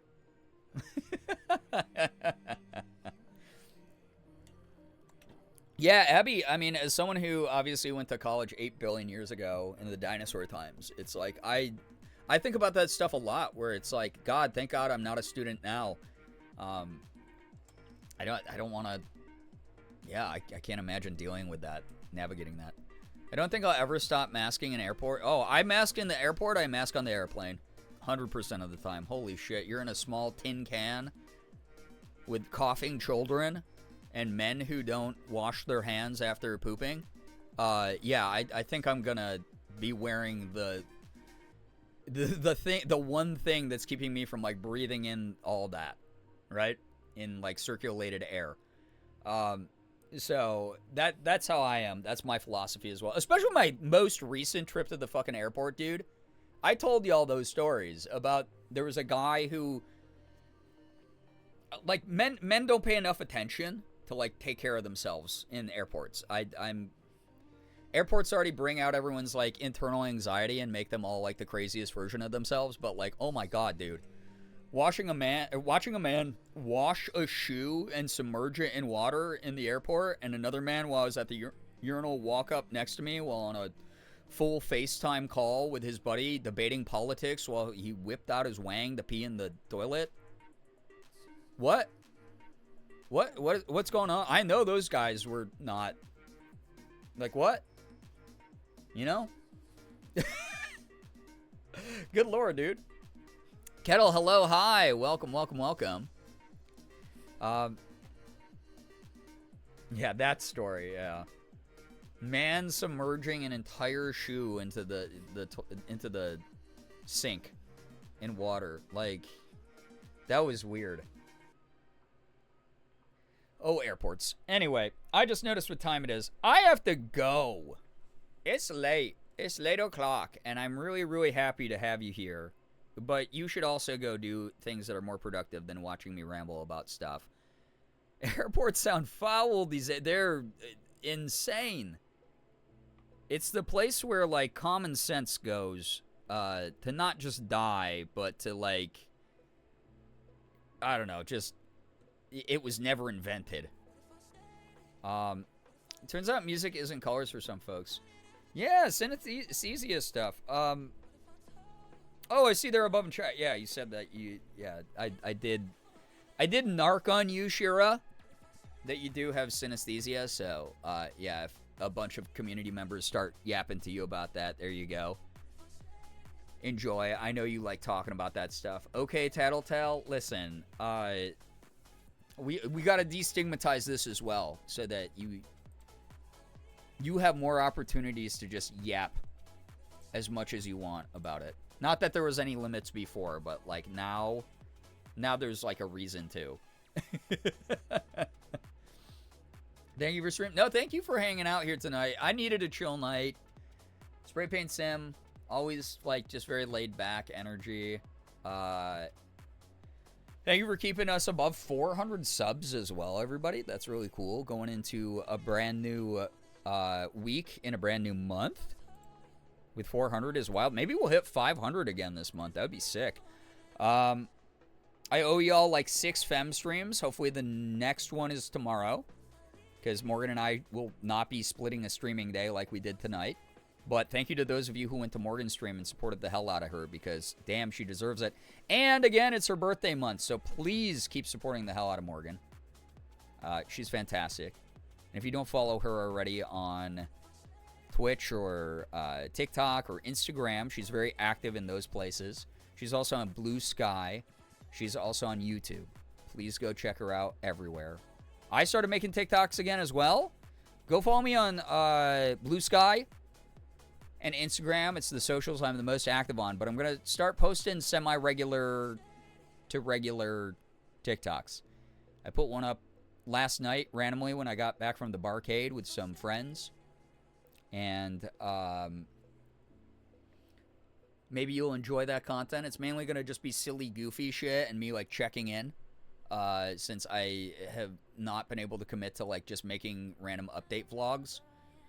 But in case I do get to that point, I mean, follow me, subscribe to me on my main YouTube as well, because while my schedule is all wonky, that's a great way to support me financially without spending any money of your own. Just watch my shorts on YouTube. Watch my YouTube videos. The channel is monetized. And then also, if you want to help me get the VOD channel monetized, we are really close. Very, very close to getting the VOD channel monetized. So go check out the VOD channel. I haven't fixed the playlist issue yet, but you can, you know, watch any of the videos that are up there. I'm all caught up, pretty much. I think I'm like, this stream and Friday's stream are the only ones I have left to upload before I'm caught up. So I'll get caught up this week. And then, yeah, I don't know. It's been pretty chill lately overall for content stuff, but like I said, I'm starting to sort of get some things moving. So there's all my call to actions. Go check it all out. Go support me. I'll make more goofy TikToks soon. And maybe more, I don't know, maybe more like funny filter videos and stuff. I don't know. They have like the like makeup filters I like to play around with to imagine myself in a perfect world. But I'm going to get going. More streams coming up soon. Monday, we'll do media review again. Lots of Monday media review. Probably mommy mode as well, like I said. So fem stream for Monday. That should be good. Be nice to Brian on all the platforms. Yes, please be nice to me. I'm not good at shit anymore, because I took such a long break from a lot of stuff for mental health and dealing with my sister's stuff and dealing with everything else. So, thank you, everybody. Monday mommy media stream. Wow, that almost broke my brain completely. But yes, that should be good. But thanks so much for hanging out. I'll see you tomorrow. We'll have a lot of fun. Lots of good streams planned this week. Incentive streams. Starting some games that you've been waiting on for a while. Doing probably Freddy Fish like Friday or Saturday. Doing Chaotic Noise stream with Freddy Fish and maybe a little bit of a Zoot brain. How's your sister doing? Is she progressively getting better? Not really how cancer works, unfortunately. But she's hanging in there. Things are... I mentioned it a couple streams ago. Things are not great, but We're all doing our best kind of thing. I'm going to get going, though. Thank you, everybody, for hanging out. Y'all are wonderful. Thank you so much for supporting what I do. Hopefully I can make more funny and fun content soon. And then in the meantime, you can catch me in these streams. So I'm going to see you all in the next one. Whatever you decide to go do, please go be mindful and kind representatives of this community. Thank you for the follows, bits, subs, resubs, gifted subs, tips, etc. Really do appreciate that a lot. All of you are wonderful.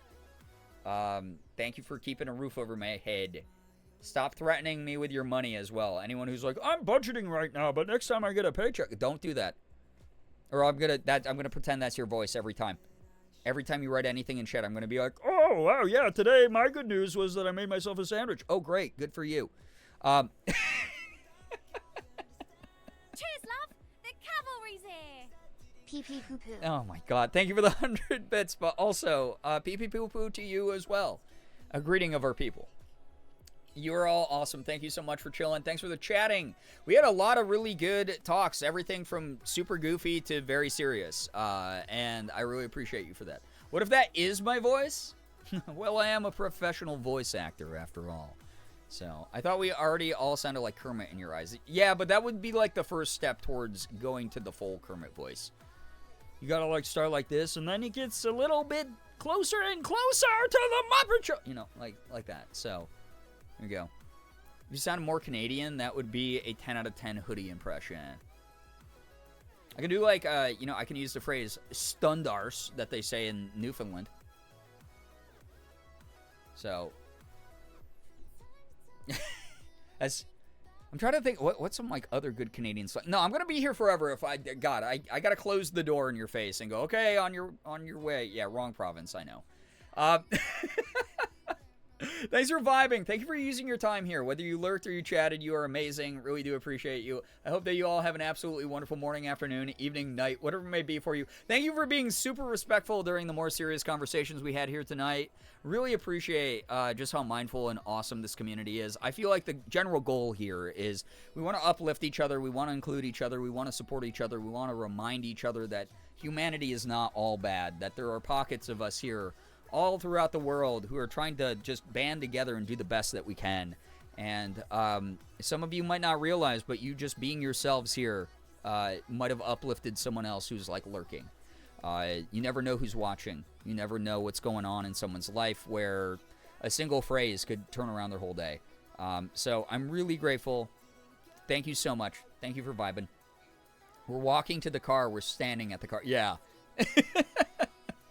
All right, get on out of here. Thank you very, very much. Have a wonderful morning, afternoon, evening, night, whatever it may be for you. All of you are really great. You are. Please don't let anyone, including yourself, tell you otherwise. That's for me to do on stream. If I don't have imposter syndrome, I don't have enough of a personality to continue to make interesting content for you. That's why I haven't gotten rid of it yet. So, thank you for being here and humoring that. Like Pinar Explosion Chamber. God. Thank you, everybody. Take care of yourselves. Finger hearts as usual. If you are mean to yourself, I'll know. A little bell will chime, and I'll track you down. I'll find you. It will be really scary, because I'll be like, oh, hey, what's your least favorite vegetable? And you'll be like, oh, zucchini. And then I'll like leave like a bunch of them around your house. So I'm letting you know that would be a scary bad thing. And I'm capable of this because I'm a streamer and we all have special powers. Which is again why we've been talking about like power dynamics a lot here lately. What am I doing? I gotta go. Chat's talking about PNRs again. Enjoy yourselves. All right? Goodbye, everybody. Goodbye, everybody. Goodbye. Goodbye. Goodbye. Please take care of you, or you will be destroyed with zucchinis. Well, no, that's for a different website.